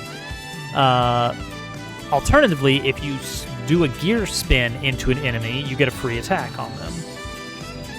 I was thinking of moving this jump strike thing into its into a module that says, hey, if you are jumping when you encounter an enemy, then you get +1 defense for 1 round. So that could be handy. Like if I were playing the game, I wouldn't use it. Because I like to go all out offense in these kind of games. Just the best defense is your enemy is already dead. So I would not be using that. But somebody might find some use for it. I don't know. Maybe if it stacks. Maybe if it's cheap.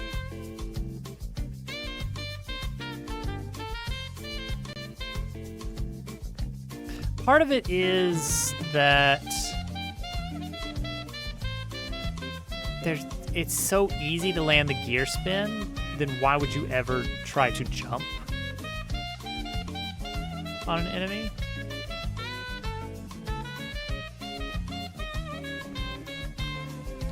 Maybe we take out the jump strike completely and just say it's a freebie +1 defense for the first round of the fight, for dabble only. That might be better as a module.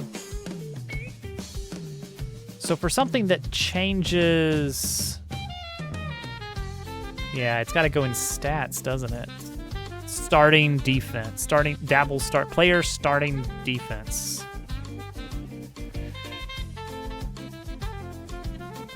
Or...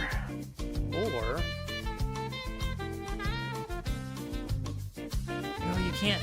Okay, I gotta be careful with this. Because I want to make sure this works, even if I start messing with things. Player starting effects is a list. And the list would be something like a dictionary of like effect equals defense up, potency equals 1, and duration equals 1. It would be a list of these things that could stack. So whenever you equip the module, we add to this list, and whenever you unequip it, we remove it. Do they stack? Do they stack?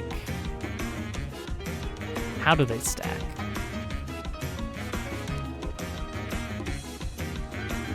It would be a very interesting build if you set it up where you just have ridiculous defense for 1 turn and you're just banking on killing everything before it has a chance to hit you.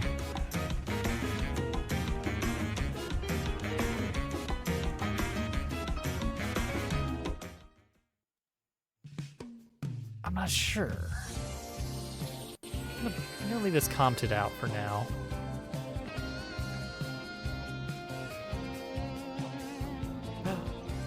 It's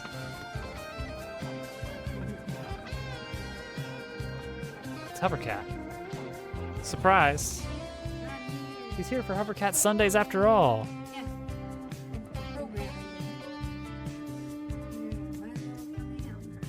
There you go. Okay, you're just gonna do some. Yeah. Don't want to break the flow. Have a very special treat for Howdy, Hovercat. That says howdy. Howdy, howdy, howdy.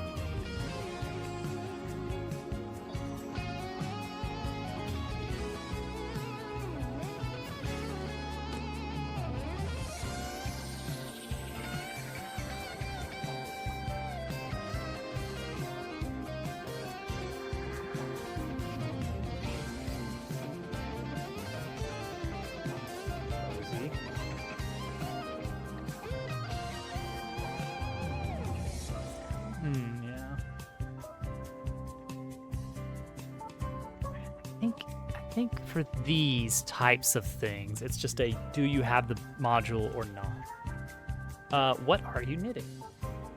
Great question. I think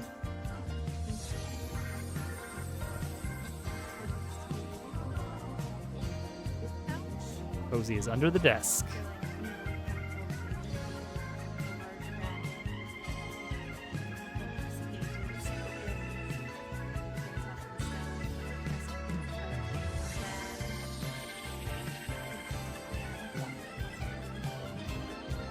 Book pouch.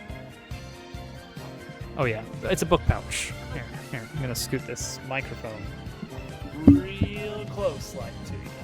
Okay. You need to really speak up. Hello. That's probably way too loud. Close. And then I said it loud.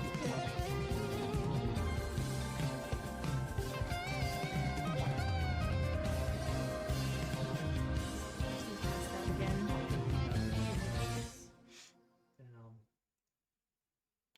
I remember Tooth Fairy tonight.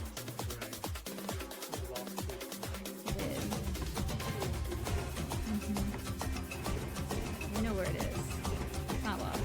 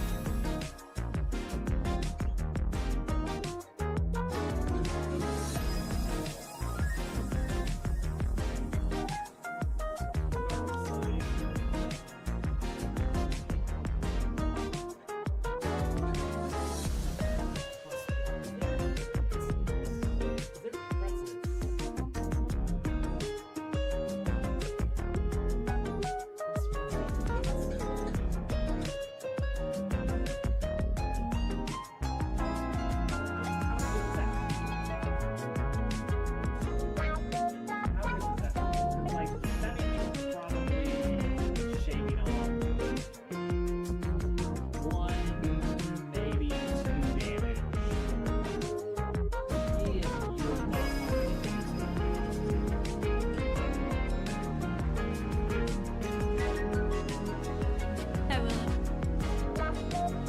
I'm here.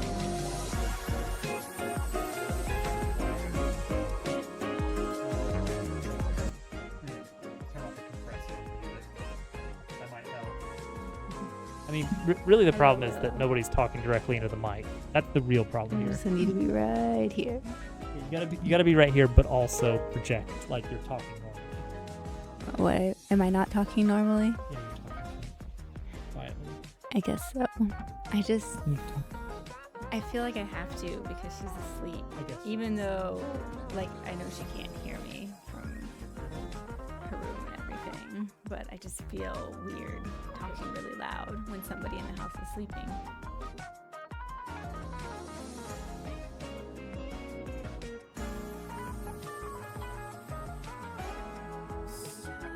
Yummy! It's Matilda classic.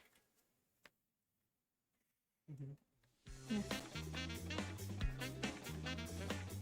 don't know if that's what she was referencing or not, but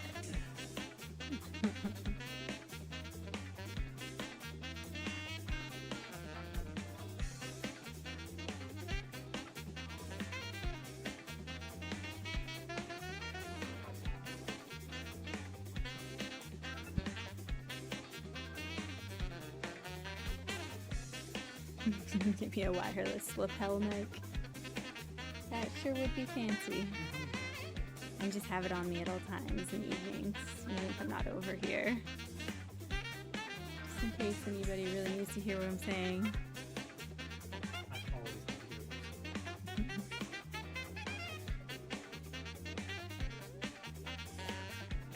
Ooh.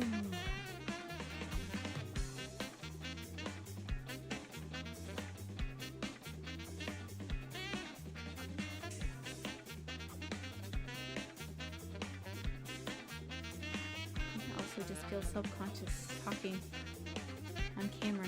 That's fair. That's fair. You Just get not used to it. You get used to it. Do you? Yeah. Have you always been fine with it though? I don't know. Or did you actually have to get used to it? I felt embarrassed probably the first few times. Yeah. Like, I don't know what I'm doing. I don't know who any of you people are. Who are you strangers? And then you start seeing the same people a few times. I mean, I know, know everybody who's here, I think. But I just feel weird still, because I'm the only one talking out loud. Well, and you, but everybody else is typing. I need to feel more comfortable with typing. Anyway. Kind of cozy.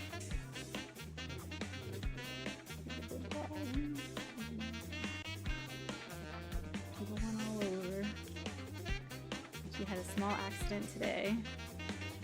We had a visitor, and I think she had a little bit of a nervous pee. Yeah, just right there Or on the maybe floor. an excitement pee, I'm not sure. Yeah, whatever it But- was, she just peed. Mm-hmm. Never happened before. Never happened again. I hope not. So you can't say that for sure.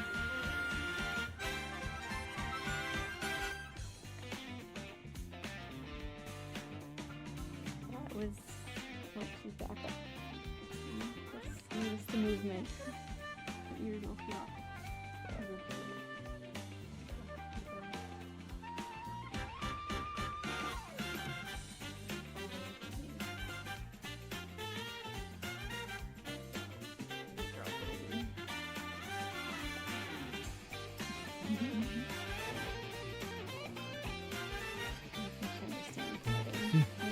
Figured out that she can also knit. Why is that instead of petting me? But I really would like to know.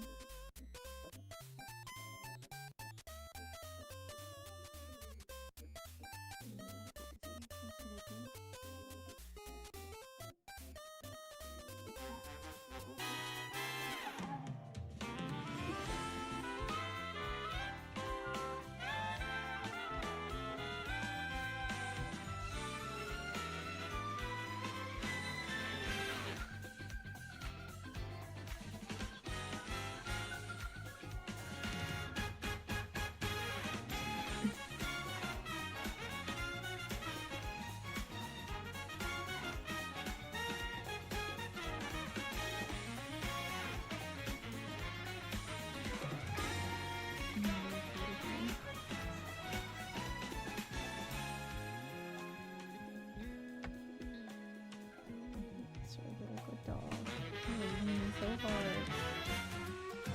Wish that you could lay down while also somehow standing up.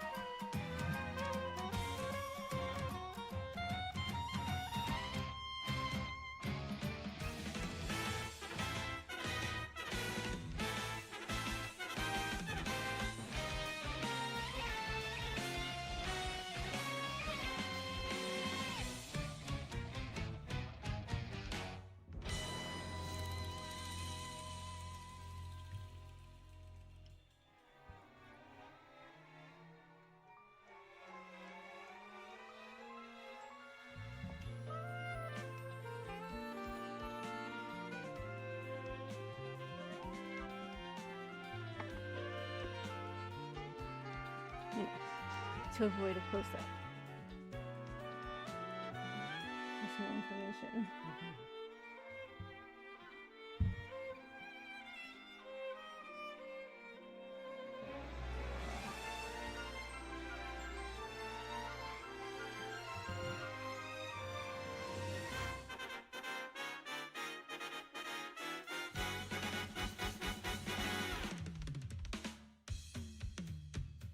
Don't look at Posey for the rest of the night. Mm-hmm.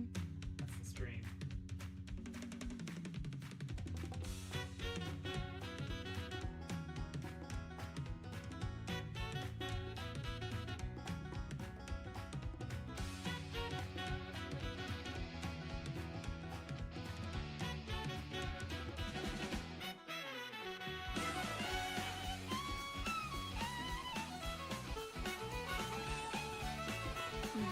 Now we got a party.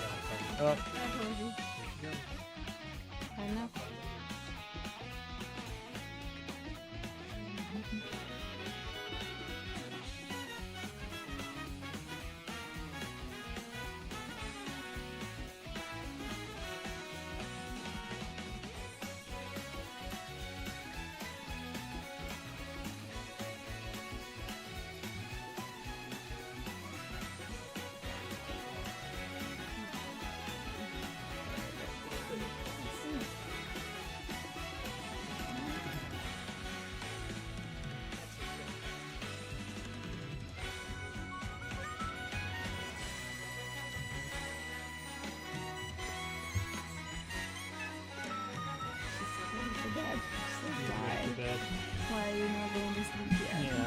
probably get pretty oh, big yawn. But we are about to wrap up, so that works out. See if we can find someone to raid into. Tank is streaming? What? Yeah, I guess let's go ahead and wrap up. Chat with Tank for a little bit though. Bye. Cover Cat says goodbye. Alright. We're getting out of here. I'm gonna raid a tank. Doing Legos. Because why not? I'm gonna let the ad play out. Oh, yeah, Jerem Dove's already over there. I had a feeling that he would be. I haven't seen Tank in ages.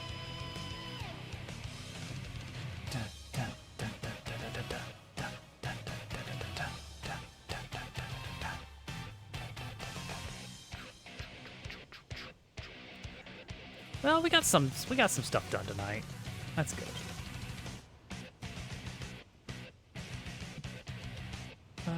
The big thing was the bouncy bed, I guess. Finally getting this barricade in place so that the player is sort of forced to go a specific way through the town the first time around. They'll have a little bit of choice of exploration around here. We're going to make a new building nestled in here. Yeah, Posey was here. I do want to put some more points of interest around here. Nothing crazy, but just give it something so that it's not just a big empty slate. Yeah, I think the hub is coming along nicely. I think once the hub is pretty much the main thing that needs to be done. That's it. So like we're getting there. We're getting there. All right, let's kick this raid off. Everybody, I will be back tomorrow. I hope you all have a wonderful start of the week. No, he's raiding out. No.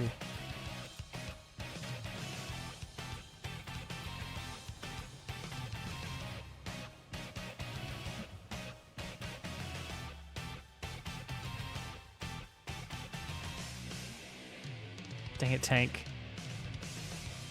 Unraid. Unraid. I just finished the Lego set.